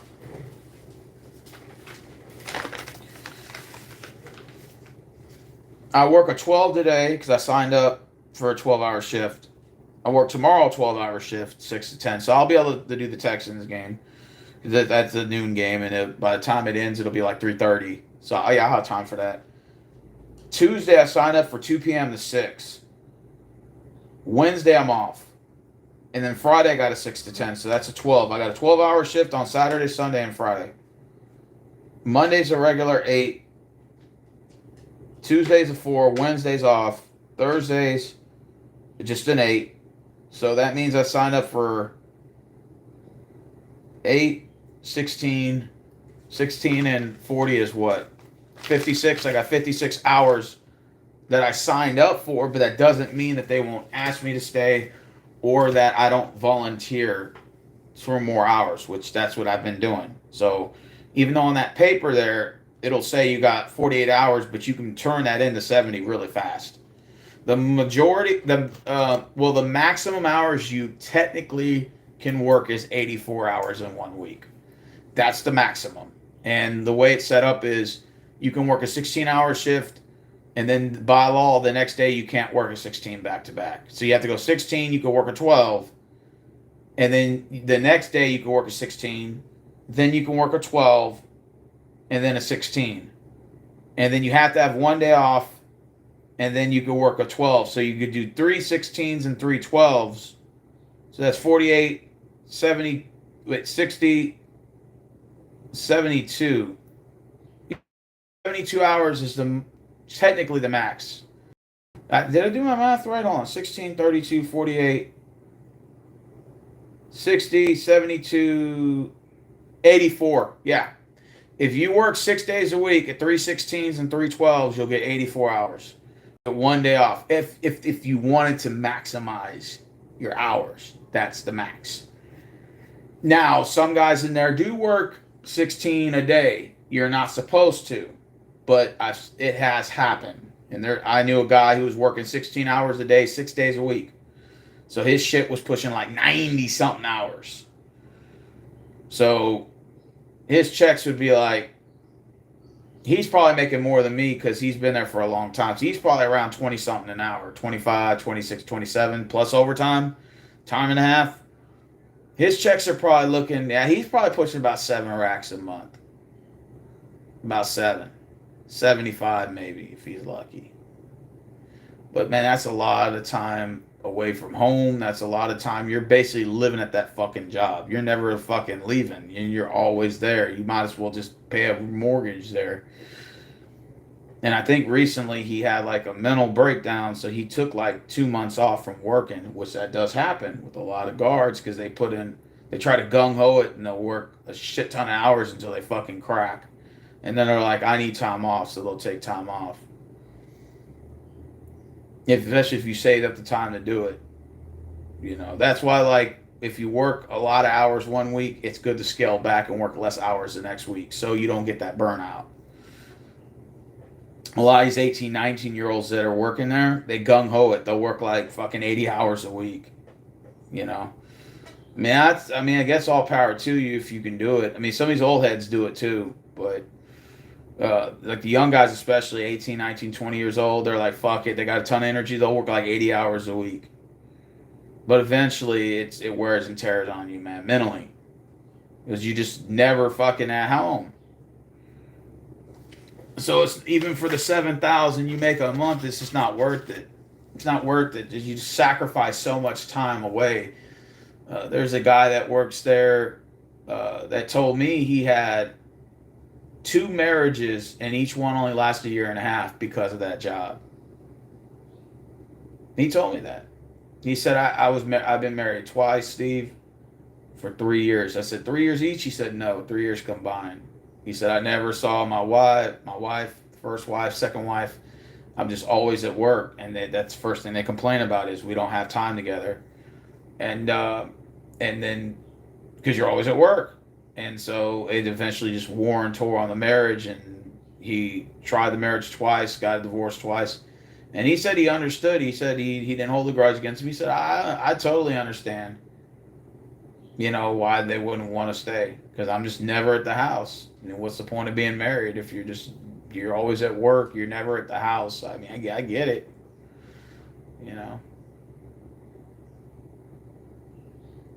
That's one of the biggest sacrifices you make at a job like this is you don't have much of a social life. That's the only bad thing about it. If you just crush yourself working so many hours, like the 70-hour week is great because your checks are real nice. But if you have like a social life, yeah, it's gonna affect you because you're just gonna be so much time at work, you're not gonna have time to do nothing else. Oh, Michigan just kicked the field goal, by the way, 24-6.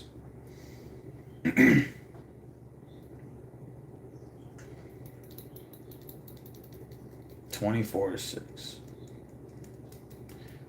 Just for fun facts, the average life of a police officer, EMT, firefighter, military personnel, government employee,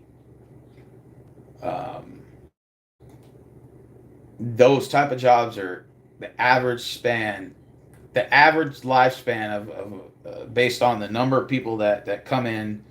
They've done statistics on this.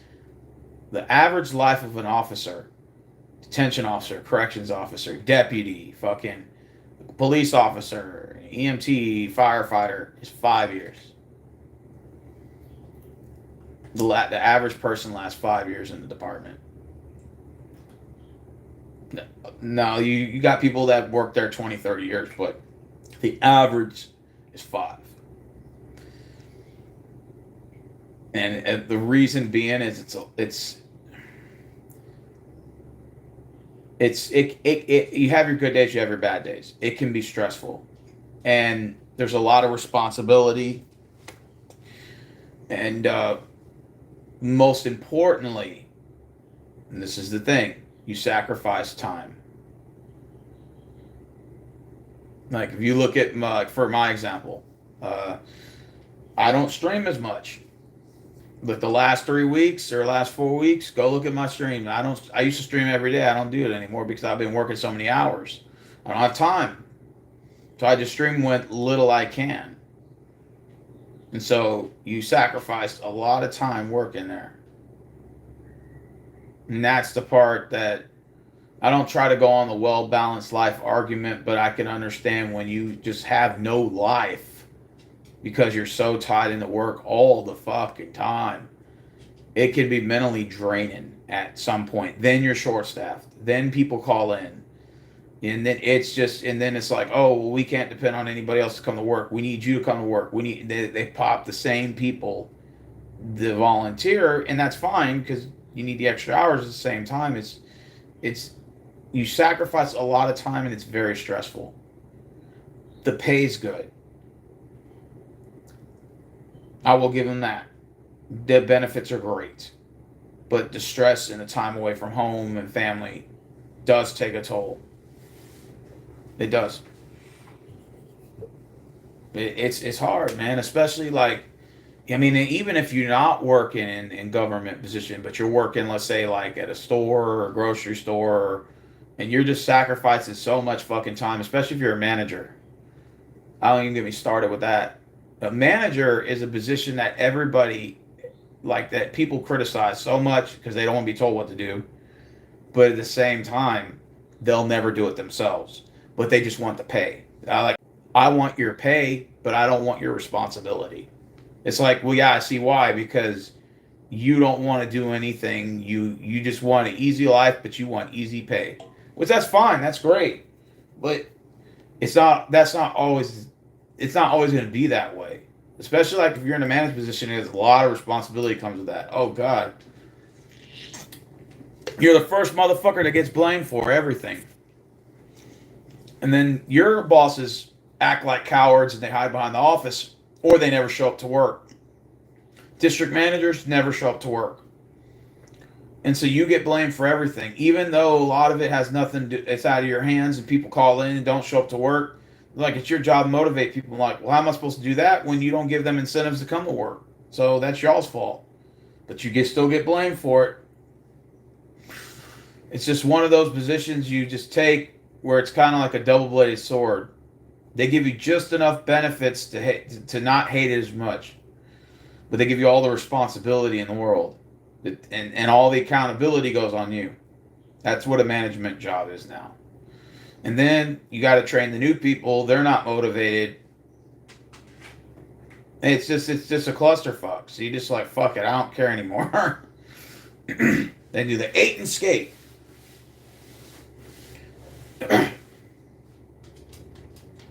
(24-6).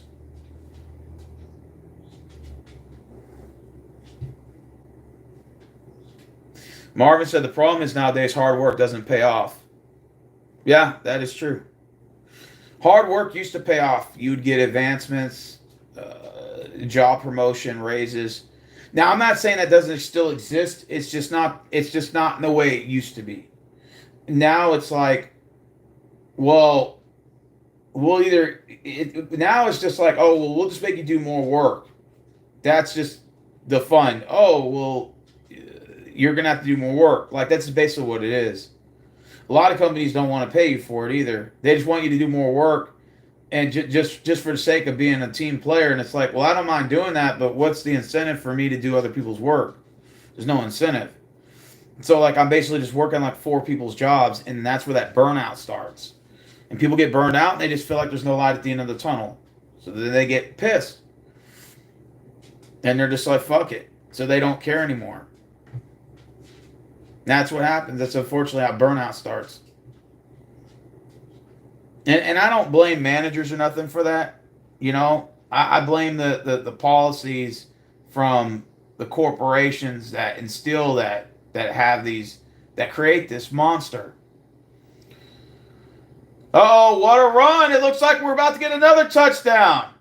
Oh, we almost scored. Damn it. That was Wingo down at the 3-yard line. We're about to go up 31-6, bro. This game's about to be over. Wow. I didn't think it was going to be a blowout like this. I expected it to be a close game.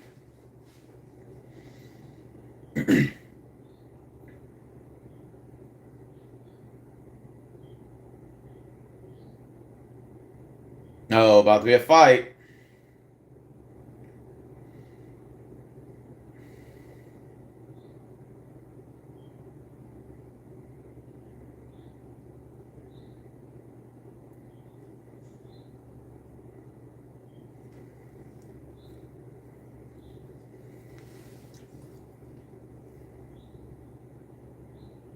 Flags thrown everywhere.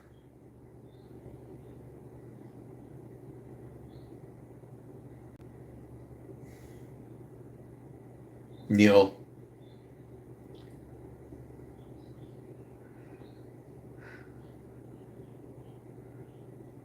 (24-6).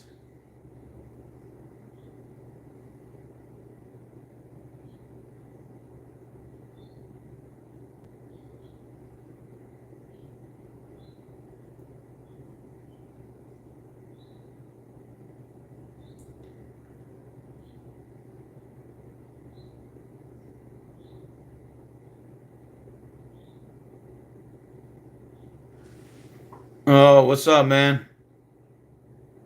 Yeah, I know, right?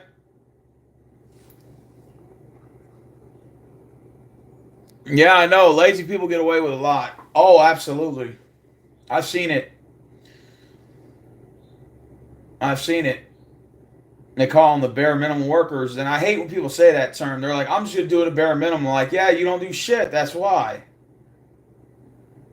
They're like, I'm just going to do what I'm just going to do what I'm hired to do. I'm like, and a lot of times most people say that they don't even do anything. They don't even, or they do the bare minimum of their job.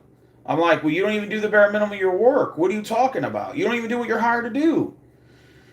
I can understand you not wanting to do someone else's job. That's fine, but at least do your own job. And I would make the argument a lot of people don't even do that. I'm not saying I'm the best worker ever, but I am a team player, and sometimes I do help others out. I'm not saying I do it all the time, but I have. Because I always believe if you help other people out, they'll help you, at your work. And even if they don't necessarily do it, at least that they can know that you're a team player and stuff, and you can do it every now and then. Now, if they try to take advantage of that, then that's another issue. But sometimes it is good to help others out while you're at work because it looks good on your character, and then people will know that like, oh man, that dude did something great, and sometimes they'll help you out, and there are other people that do that too. So it's always good to kind of show a little gratitude every now and then. I'm not saying all the time, but sometimes it's good to pick up a shift here or there every now and then or whatever, because sometimes you may need a day off, and they kind of say, okay, well, you never volunteer when we ask you. You never come in when we ask you. You always say no to us. So why should we do it for you? And it's sort of like that's how, relationships work. Rather it's at work or rather it's in your personal life. That's how it is. So I always say, you scratch my back, I scratch yours. So that's why I would always like it. For example, when I was at Walmart, I would come in a couple shifts and I would say, hey, can I have this Saturday off? Because I plan on doing this, and they're like, okay, we'll do that. Because they saw that I was always like helping them. So it kind of shows like you're a team player, and it pays off if you can develop good relationships with people at work.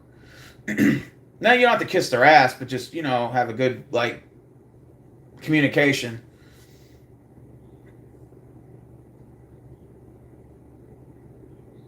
Like I remember one time, like even at the job that I work at, like I'll have a couple questions. Someone will help. They'll say, if you have any questions, let me know. I'm like, all right. And then sometimes I'll say, hey, do you know they're like, I'm not helping you. And I'm like, God damn, you're that forward? Like, I'm not helping you. You should already know this. I'm like, okay. I'm like, all right, that's fine. No worries. I'll figure it out on my own. And you're going to have some people like that. So it just is what it is. They're not a team player, but then they'll call you and say, hey, can you relieve me while I do this, or I need you to do this. I'm like, okay. I don't say no to them, but at the same time, I'm like, damn, when I ask you for help, you never want help. But okay, that's whatever. That's just the way life is, I guess. Damn, Longhorns are just fucking raping Michigan. 31-6. Just pounding. I would talk about football right now, but there's not much to talk about in this game. And I'm not going to live stream another Longhorns game until when we play the Bastards in Norman. That's Oklahoma. We just got an interception just now. But was that down or was that interception?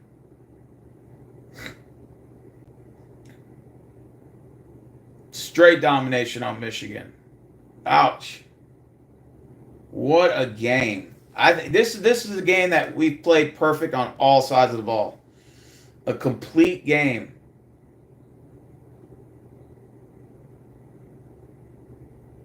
Yeah, that's interception. He secured the ball. Hands underneath. Damn, I feel bad for Michigan. I do. I want to see this a close game, man.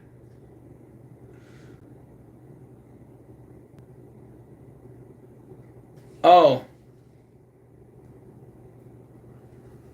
Oh, my bad.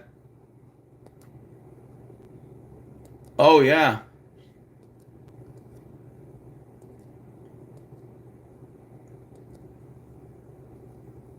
Oh, that's what's up. Yeah, I'm reading the comments now. It's just right now I'm watching the game. Man, we're about to go 38-6 on right now. Yeah, my bad. Yeah. Damn, the time goes by. Time goes by fast, don't it? This whole year went by fast.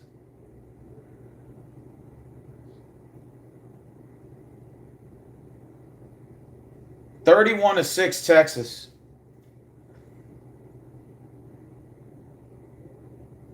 They're kind of boring right now, you know. Let's see if he get the ball further down the field here. Oh, he fakes the handoff, and he's down. Oh, we lost yards there.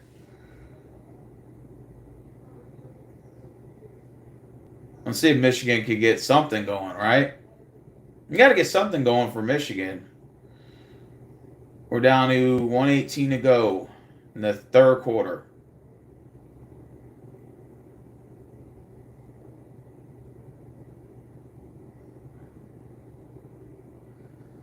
Oh, 4th and 8. Never mind. So we're going to punt. Okay, we're punting the ball here. If Michigan wants to get back in this game, they're going to have to score here.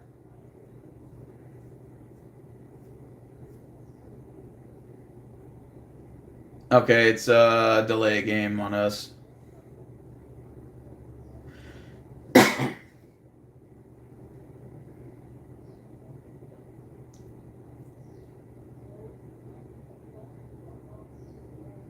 "46 seconds. I hope so. I hope so. I think this is the year the Texans can get to the AFC Championship game.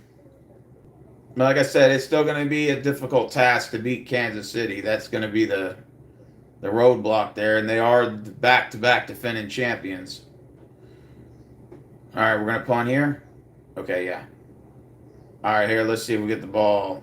Oh, he's fair catched. Down at the 5th, 10. We got them on their own 10. Damn, let's see if Michigan gets something here.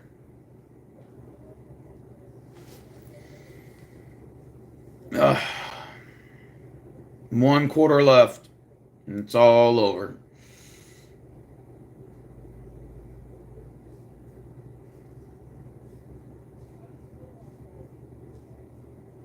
Like I said, I like college football more than I do NFL. I always said if college football had a legitimate playoffs, they would be better than the NFL. Now we got a top 12 this year. I'm like, shit, it's about time. Let's see, they run it here. Is that a run? Oh, no, he got it. He's running the ball. Okay. He got about 7 on the play.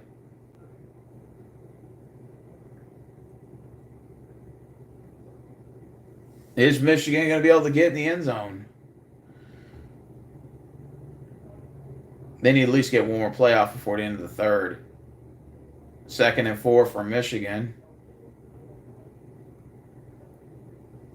There we go. 10 seconds left.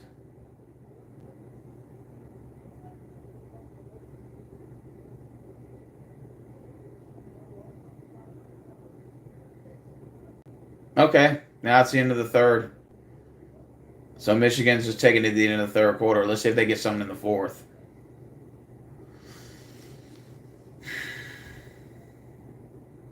"31-6, bro. Damn, I do feel bad for them. I really do.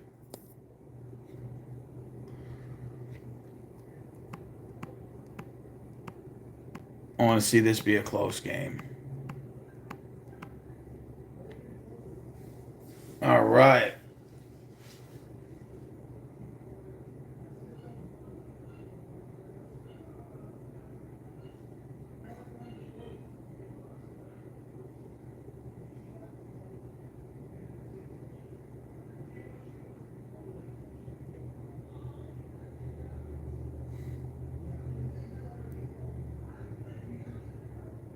Oh, man, I haven't even eaten yet today. What do I want to eat? I don't know what I'm going to eat. I know tomorrow, man, we're going to feast good. I'll watch the Texan game. We'll live stream that. And I'm going to have, what am I going to eat? I'm going to eat, what am I going to eat? Oh, we're going to have Hart's Chicken. Get the family meal. It comes with some bread rolls and 4 sides. Green beans and mashed potatoes. Coleslaw and maybe get some barbecue sauce.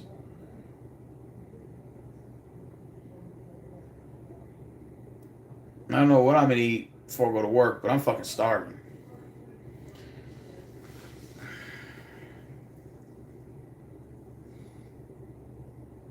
Do you eat in front of the inmates? No, I don't. I try not to eat in front of them. They always ask for food and shit. And they have that puppy face look when you're eating in front of them. So I don't eat in front of them. I'll either eat before I go to work, or sometimes I'll buy like a protein bar and I'll put it in my lunch kit. And then when they're not looking, I'll tear a piece off and go like that real quick. When they're asleep at night, is whenever I eat. I'll eat something. Because they're already asleep. But during the day shift, no. I don't eat in front of them. Most guards do. They don't care. They don't give a fuck. But I like, nah, I don't. I kind of feel bad, you know? So, and plus they'll ask for food and shit. And I don't feel like having them asking me for that shit. So I'll just, you know. You know what I'm in the mood for right now? Popeyes. And Popeyes with barbecue sauce.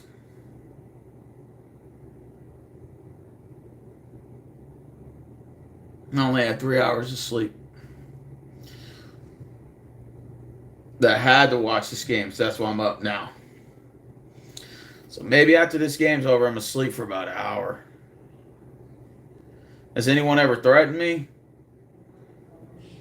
Nah, they'll like I like in the psych tanks, the mentally off guys, they'll cuss me out sometimes. But other than that, nah. I've had no issues with my tanks.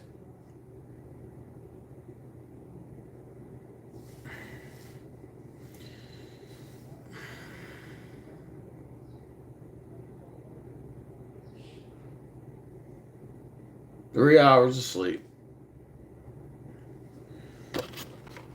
I couldn't do it without coffee, though.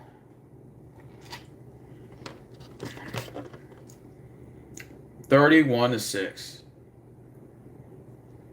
1 quarter left. Imagine if Michigan comes back and wins. That would be insane. If they somehow pulled that off.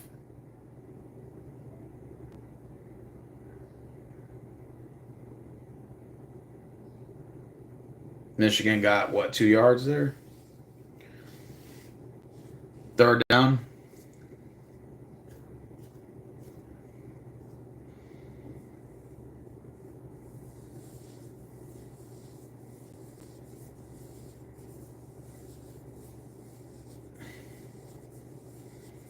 Michigan needs to get some points.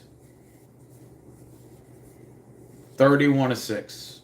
14 minutes, 25 seconds left. Let's see. Tired. What's my top 12 so far? Oh, yeah, that's way too early.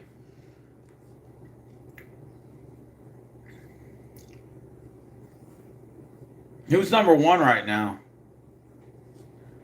See, that's how I don't even know where the ranks are at, because I just be at work so much. In Ohio State too, right? I know Bama's not number 1. They can't be.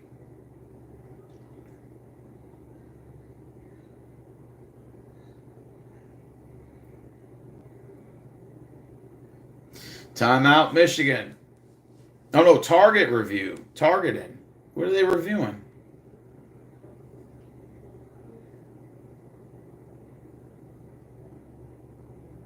Oh. I see.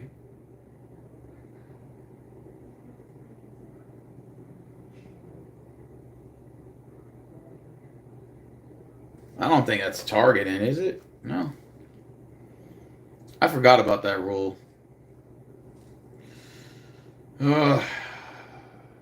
Is Michigan even going to try to score?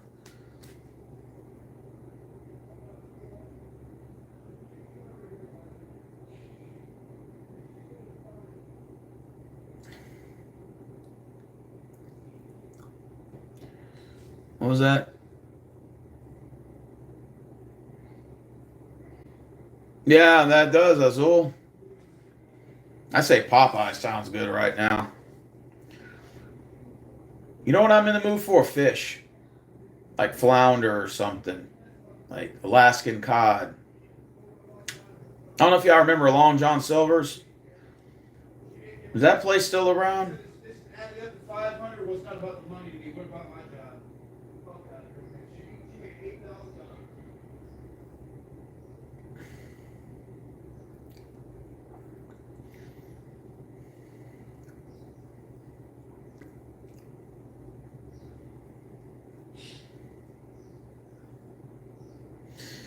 I'm in the mood for fucking fish.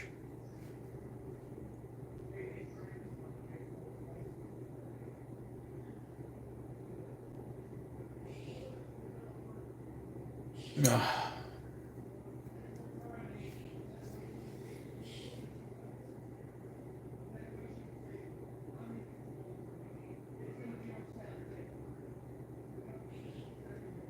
Third and 2 for Michigan. Let's see if they get to the first down here.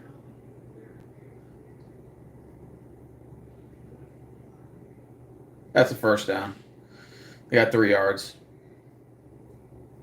That's all they need to get was just a first down. But they still need to start getting some shots down the field. Because they're taking a lot of time off.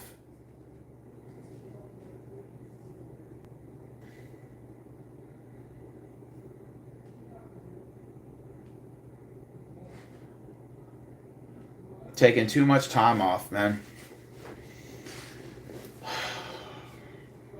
13 and a half minutes to go. 31-6 Texas. Michigan's got the ball. Let's see. I'm about to say, tell me you didn't just throw another pick.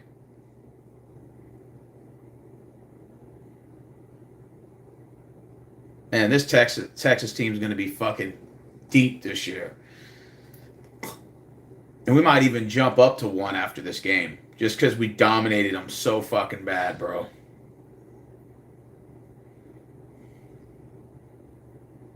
We might actually jump to 1, maybe, or 2. You know? You hate Texas? Oh. What do you Sooners? There's a flag. Is that against us? No, it's against that's a holding on Michigan.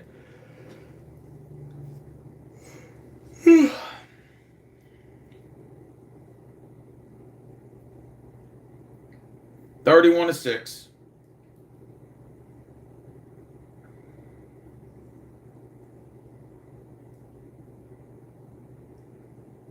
Second and 19.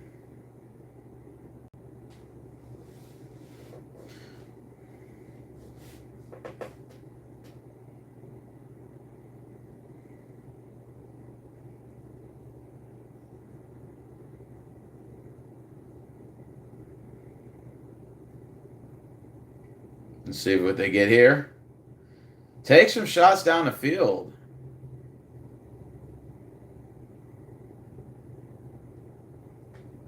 Fourth down. Yeah, this game is over.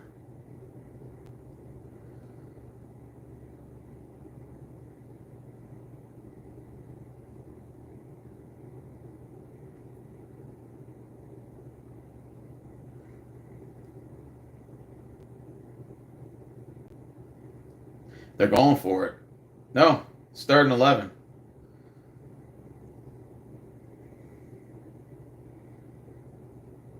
Now it's 4th down. About 4th and 5. Let's see if they go for it here. They should. Might as well. Fuck it. 4th and 4.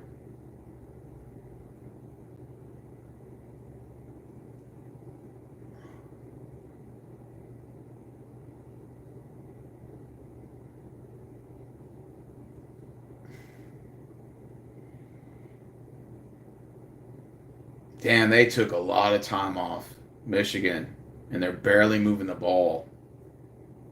Because they're not getting anything on offense today. I was expecting the game to be close. Oh, first down, Michigan. Damn, yeah, that was a good catch. And read the blitz well, by the way. That was a nice pass. Maybe this will give them a little momentum, at least get a touchdown, you know?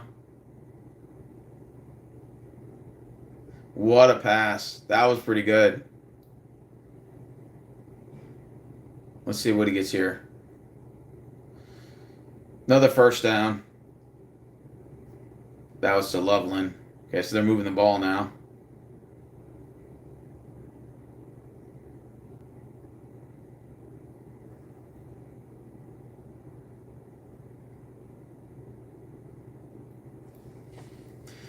Ten minutes left.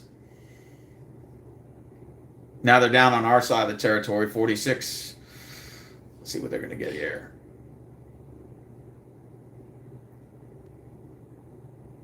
Oh, he got hit. He's down.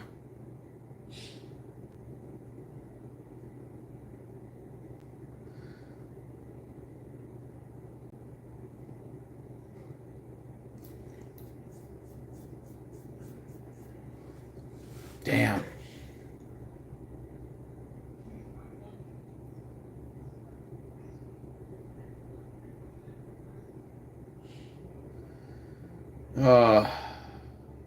Second and 12.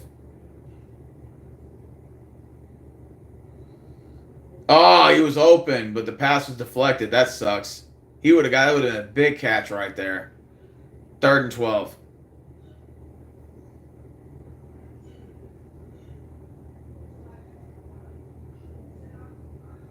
Third and 12. 9:21. Yeah, that was deflected.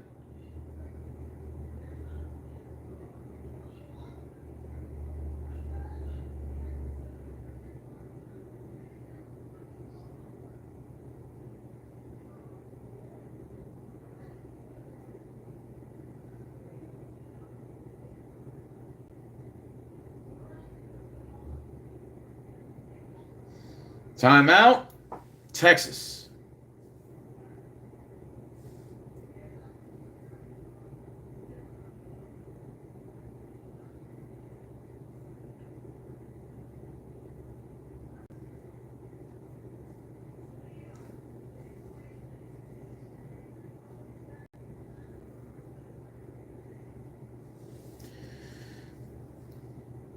You're very cute. No, thank you.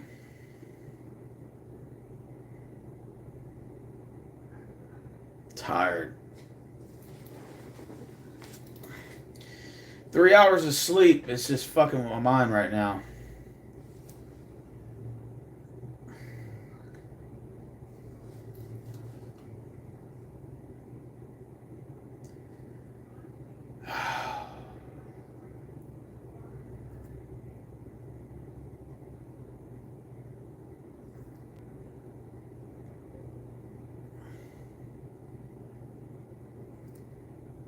Yeah, I do. I start sleeping 6 to 7 hours.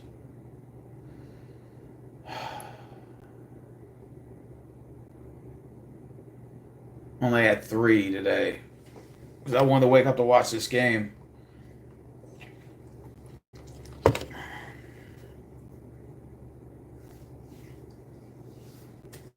What time is it right now? 1:56. So this game will end probably about maybe 2:30. So 3:30, 4:30. So I'll sleep for 2 hours after this. So I can at least get it to 5 hours of sleep. But I had to work at 6.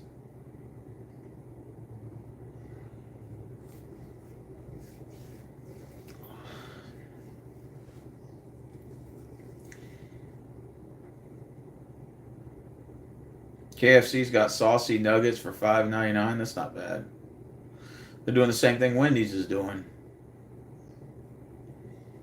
All these places became so expensive to eat. Now they're coming out with these $5 deals.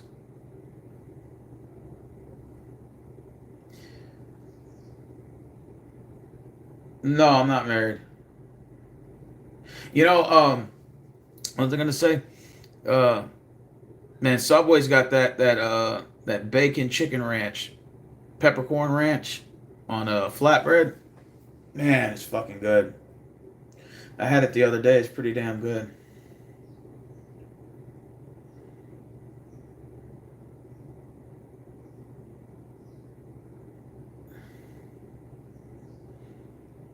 Oh, you're going out to eat for your birthday? I'm jealous. Jealous. Jealous, jealous, jealous.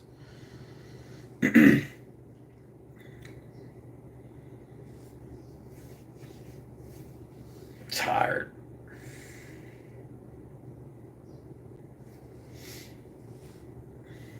Tired, man.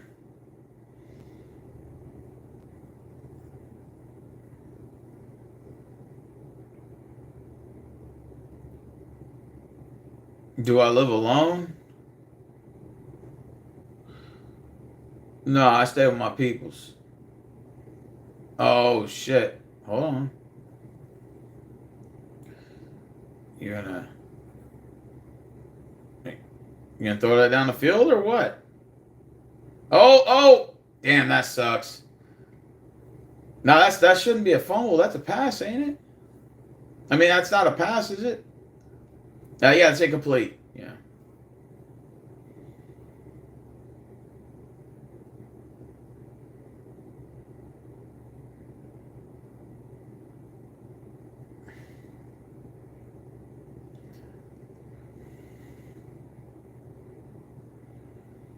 What do you think about what?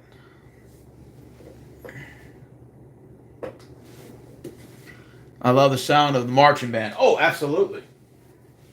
Like I said, nothing beats college football, bro. Shit, man. Still 31-6. I guess you could say this live stream was worth it, maybe.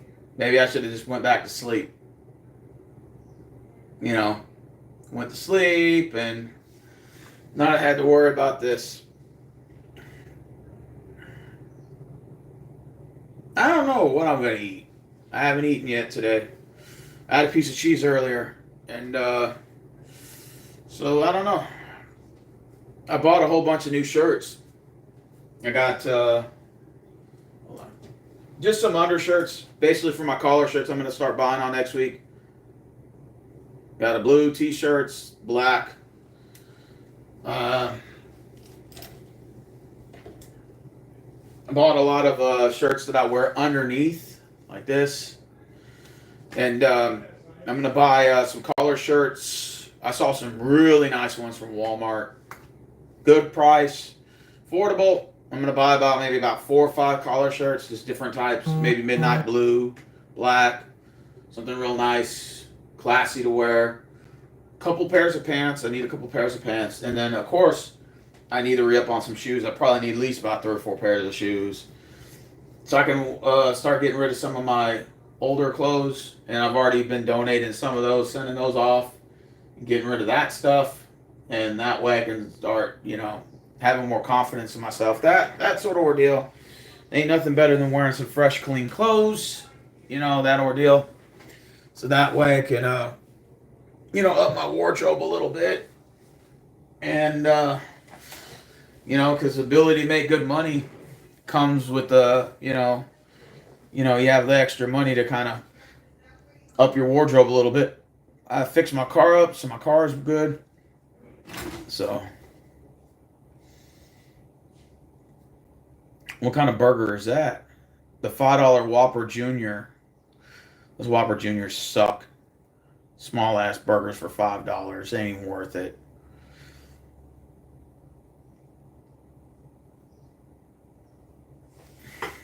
The blue looks good. Appreciate that. I appreciate that.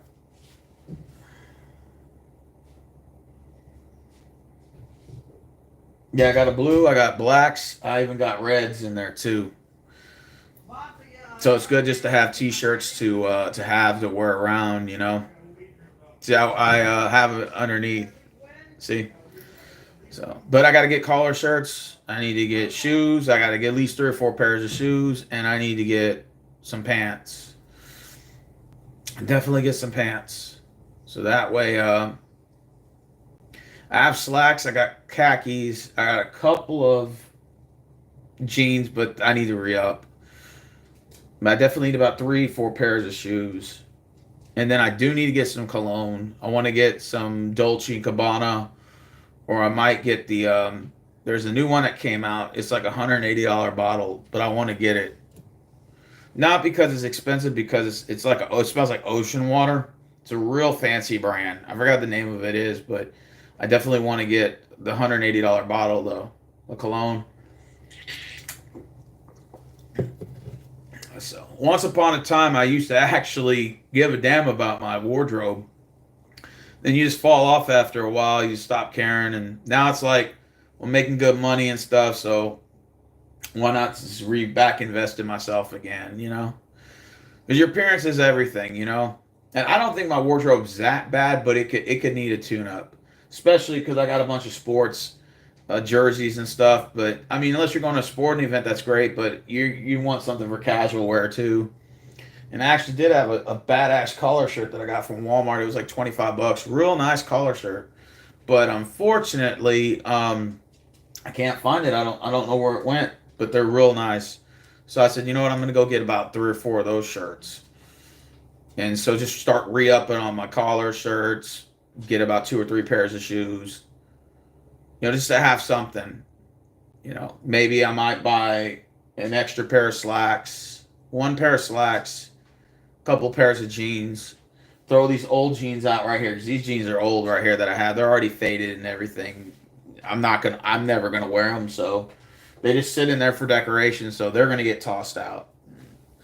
Just out with the old, in with the new. Like I spent yesterday just spring cleaning my entire closet, just getting rid of all these clothes I don't wear anymore, and then all the clothes that I had before that, and just started just downsizing it and just keeping the stuff that I like my jerseys and stuff. I'm always going to keep those, but I got rid of a bunch of shirts that are worn out, got holes in them and shit that just been around for so long.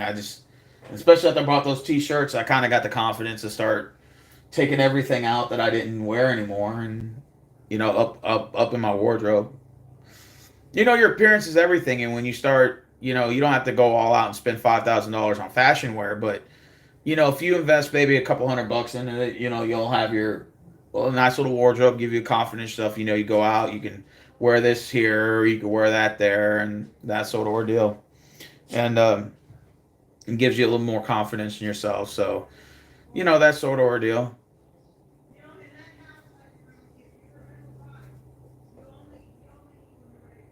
What's a check shirt? I don't know what that is. Blue looks good. Yeah, it does. Oh, absolutely.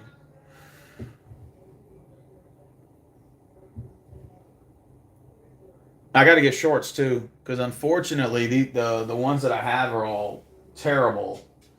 The strings are all worn out. They don't tie, and then you know, they either faded or whatever. They're just old pairs. The only decent ones are these red ones I'm wearing. So I got to do that. So like I said, I want to up my wardrobe, and I'm gonna do that with my next check. I'm just gonna have a closet full of nice clothes, man, and start off the 2025 year off kind of fresh and stuff. Nothing fancy, just casual wear. Like nothing that's too loud or whatever. I'm not wearing any bling bling or nothing like that. You guys walk around with Rolexes and rings on and stuff. That's okay. It's no big deal. If that's what they want to do, that's on them. I'm not me personally. But I do plan on upping my wardrobe a little bit. Not bad. My Texans jersey fell. Still got my Clowney. See, as you can see. So I got to hang that one up. Like I said, I just got to re-up on my shit, man. Just got to get my clothes thing updated. And actually start buying some decent clothes. Instead of making the money now, there's no excuse. I'm going to get like 4 pairs of shoes, keep them in my box, and then I'm going to put them underneath my computer and just leave it there so dust or nothing doesn't get on it. And whenever I take them out to wear them, I'll just take them out and wear them. You know, that sort of ordeal. I say at least 5 pairs of shoes. I might buy 1 or 2 basketball shoes just to have them. I always kind of like that. You know, every now and then, you know, hip hop looks a little okay here and there. So, like, if I'm going out somewhere where it's a club feel, you know, it's a little bit more hippity, I might bust out with some basketball shoes. You know, something nice. and do that. But I'm mainly gonna go casual wear with the collar shirts. I've seen some really nice ones at Walmart, like blacks, midnight blues. I've seen striped ones. I've seen some really nice ones. And so that's my plan. That's what I plan on doing. I'm gonna get rid of a lot of these old clothes. A lot of these jeans are going. Gotta go. They're faded. They just terrible looking. I haven't worn them. They're sitting there for years, faded. Just they. It's just time to start re-upping on this stuff. Like I said, I had black shirts, but they had holes underneath them. The only bad thing about having clothes, and you have them in the closet, moths get in there. And moths are known for eating like the cotton and stuff, and they eat. They're known for eating your clothing. So you got to put like this little. It's like a little pad that goes in there. It's like a wooden pad or something. And what the moths do is they don't fly on your clothes. They fly on that wood part, and they start chewing at that, like a fly trap almost. But yeah, they can start eating your clothes and stuff. So when you start seeing holes in your shirt and shit, you're like, where the fuck did that come from? It's because moths are eating away at it. So it's like termites almost. As crazy as that sounds. But yeah, you gotta put yeah, watch out for that shit, man, because they'll get on your clothes and start eating it. And it may not happen now, but like 6-8 months from now, you'll see a hole here, a little hole there. You're like, what the fuck? Where'd that come from? Yep, that's where it comes from.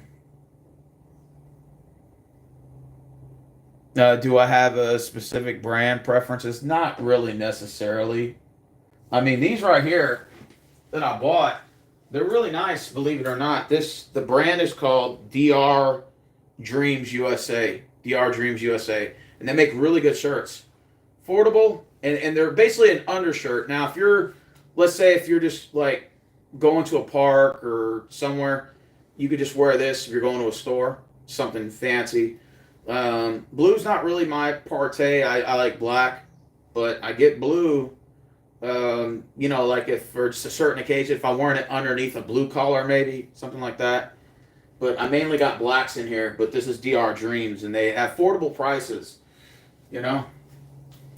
So I bought a whole bunch of them at the gas station. Well, at the mall. You know. You see, like this one. This one was an old one. As you can see, it's a lot older. It's scrunched up. I mean, it's still wearable, but it's not. I wouldn't even say you can see it faded a little bit up here, a little lightened up here. But this shirt's like 4 years old, so I mean, it has a shelf life like anything. And the only bad thing about it is exposure to sun also takes the color away. So, like I said, that I just re-upped on it. This I still have this collar shirt. This is an old collar shirt, as you can see. It's hold on. It's okay. I mean, I really wouldn't be caught dead wearing it anymore. There's it's an older shirt, kind of plaid. I really wouldn't wear it really anymore. It's a Nautica, actually. It's a Nautica. It's okay. I mean, I never wear it. So it just sits here. And then you got this one. Like I said, I plan on, once I get my new collars, I'm just going to donate these. This is Polo Ralph Lauren. Fully gray one. Right here. I mean, it's all right. I don't really wear gray. Gray's not really my forte. That makes sense. So yeah, that's all I have right now. Which you can see, that's not much, but I plan on buying some more collar shirts. I already got the undershirts. Now I'm going to get collars. Then I'm going to get shoes. Then I'm going to get pants. Once I do that, I'm like all caught up, basically. Now I have to worry about buying any more clothes as of right now. That's my plan. I don't want to be all fancy with it. I'm not trying to buy a $200 pair of shoes. I'm not doing that. But I will buy a $200 cologne. Like I said, the Dolce and Gabbana is like probably like $125. Smells real good too. And then they got the dope. What's it called? I forgot. It's like $180 for that damn cologne, but I want it so bad. It smells so good. So, yeah. Oh shit! Was that a catch? Nope. Damn, I feel bad for Michigan. I really do. I don't know how we won the way we did. Formal clothes. Like what kind of formal clothes? Tired. Yeah, I need to get at least 2 more hours of sleep. I'm gonna try to get 2 more hours before I go to work.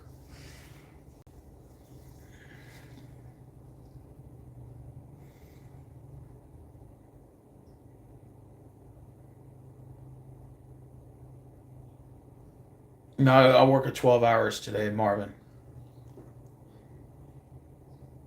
I work 12 hours, 6 to 6. Tuesday, I work a 4, just because I signed up for 4. And then Wednesday, I'm off. So probably what I'm going to do is I'm going to work a 12, 12, and a 12. That'll be 36. Tuesday, I'm just going to work. Or Tuesday, I'll probably work an 8, make it 44, take Wednesday off, and then work a 12 and a 12. So 56, 68 hours. I just want a real nice check for that for September 23rd. Because I'm going to try to pay off about 2 to 3 car notes and get that out the way and clear the rest of this year out of car notes. And then re-up on some clothes. It's like I said, I'm going on vacation in November. And it's going to be a nice little 6-day vacation. I need it.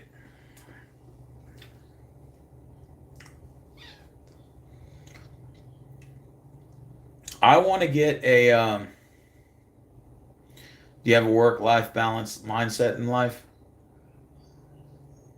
How many work hours do I work generally? Well, with this new job, with this job I'm in now, I've been putting about 60 in a week.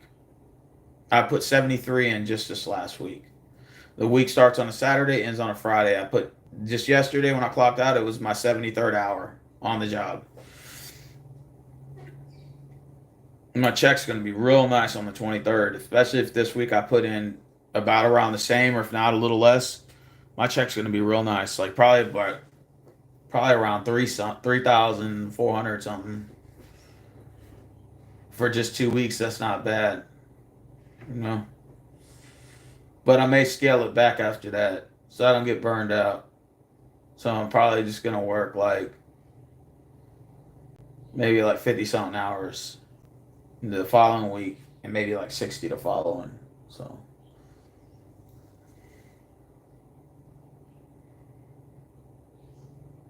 I'm a corrections officer, not a cop. This FYI.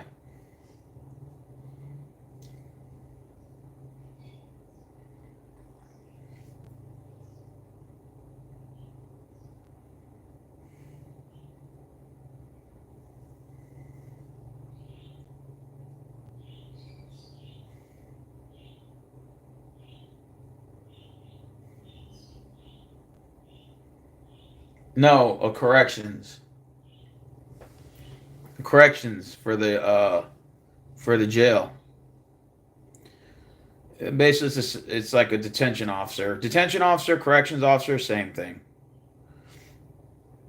Like prison guard.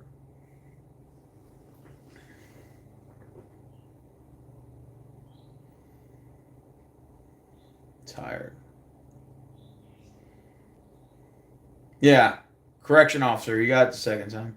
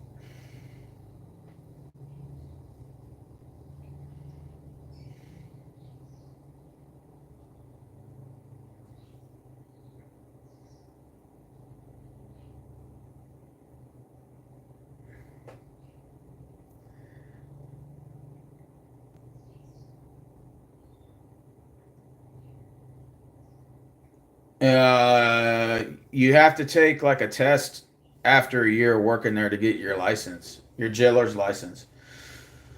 But it's real easy. It's just shit you have to study. Like it's like 100 question test, and you get 3 chances to pass it. But because there's such a worker shortage, they'll probably just let you in. It's real easy. A lot of it's shit you learn on the job. I think they're just passing people just to get them to clock, just to get them in because we're such a worker shortage right now. It takes 3 months to get the job, but now they're trying to condense everything down to 2 weeks because it takes so long to hire people and they have such a worker shortage. They need people quickly. And 3 months, that's too long. That gives people enough time to find another job. And they're like, just like any job market, you're trying to compete with other jobs to retain people right now. So 3 months ain't going to cut it. Sometimes it could take longer to get hired, 6 months. Like me, it was 3. But some people told me it took them 6 months to a year to get hired after they applied. So like now they're just trying to condense it down to where it's 2 weeks. To where the minute you apply, it takes 2 weeks to start. They're trying to get all your interviews, everything scheduled in that 2 weeks. So, which makes sense, you know.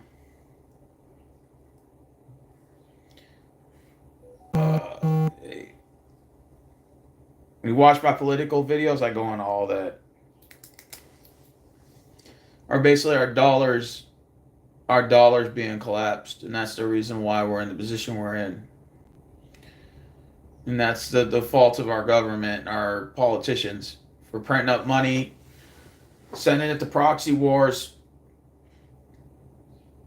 funding special interest groups that just puts money back in their system, what you would call legalized money laundering.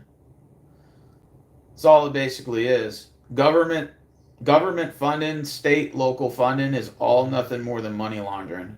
That's all it is. Legalized money laundering. And just stealing our taxes. Basically, taxation is theft.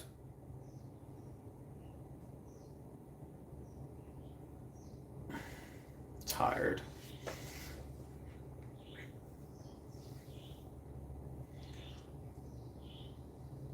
That's why people are working all this overtime to make up for money that they should just get in a regular 40-hour check that you would think your dollar would have carried a lot more back then. Now it doesn't hardly get you anything.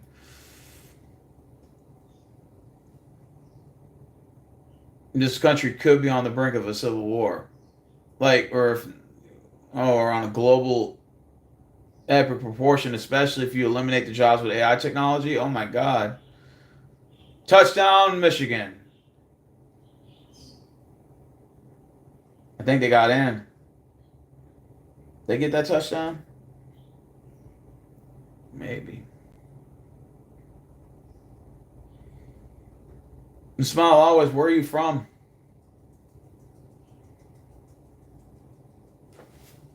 I think that's a touchdown, Michigan. I actually kind of raised my hands up because I want them to score. I don't want them to get blown out. Well, or shut out. Yeah, that's a touchdown. I should have reviewed that. Yeah. I'm about to say, that should be a touchdown.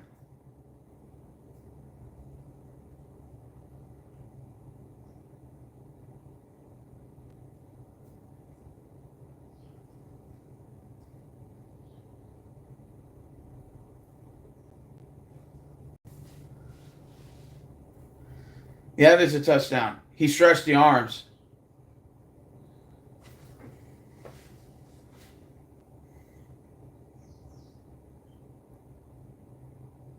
That is a touchdown.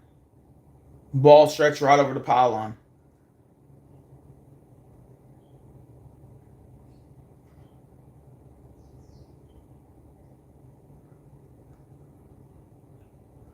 Uh,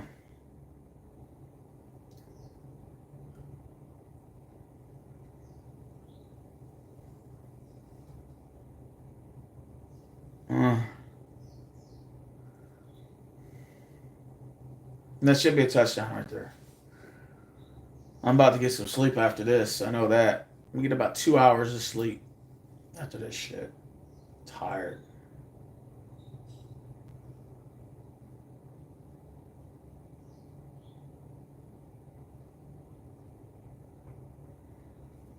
Should be a touchdown.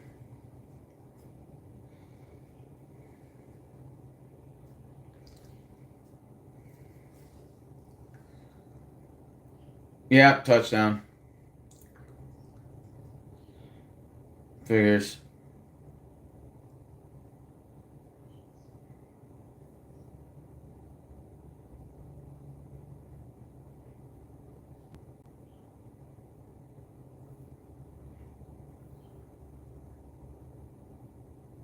Going for the touchdown.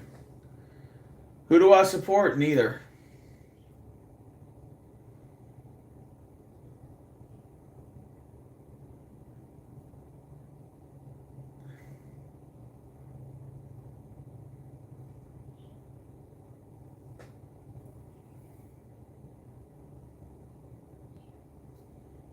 (31-12). Michigan's going for 2, by the way.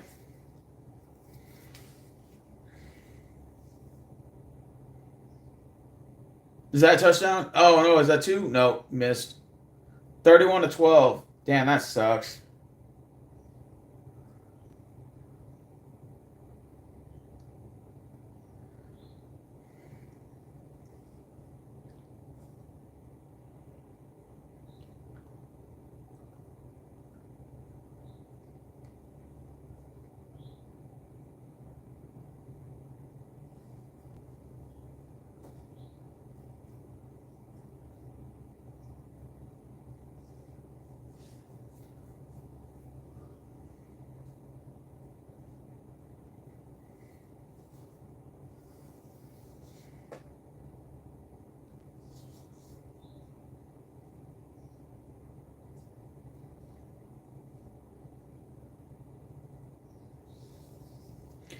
Oh, we play UTSA, then Louisiana Monroe, Mississippi State. Ooh, that's going to be a good one.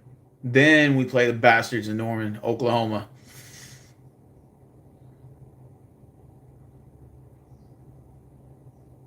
Good supply and demand ratio.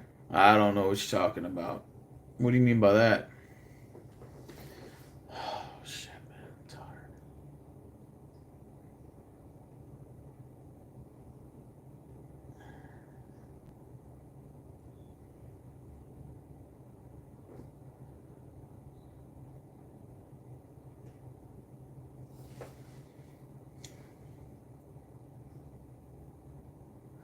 (31-12). This game's almost over.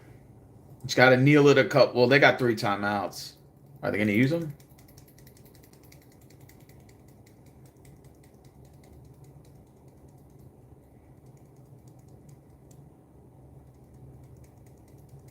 (31-12). 2-0, baby. UTSA is next. Then Monroe is next. Then we got Mississippi State. Man, we might go 5-0 by the time we play the Bastards in Norman, Oklahoma, and then Georgia right after that. Wow, that's going to be 2 good games.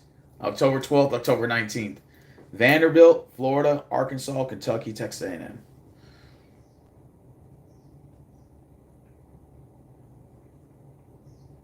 Damn.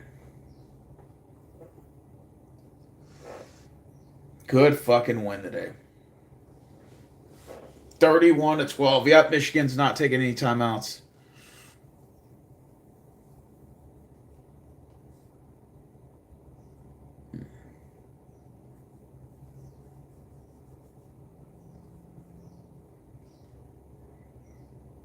Okay, so they're not going to try to stop the clock.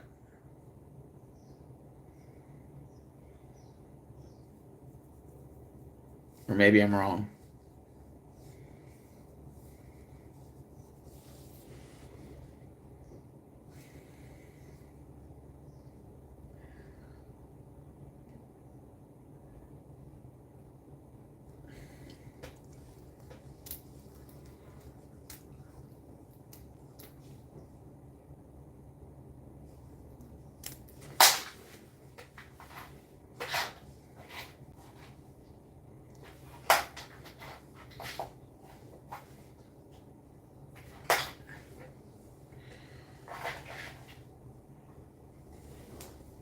shit. Hold on, my bad. I'm tripping. Yeah, I'm gonna try to get some sleep. At least 2 hours. I'll probably get about 2 hours of sleep. I have time to get 2 hours of sleep. Now wait to give me 5 hours before I have to go in. All right, Texas wins 31-12, and that is the final. Damn. What a game. I must say, I was impressed. 2-0.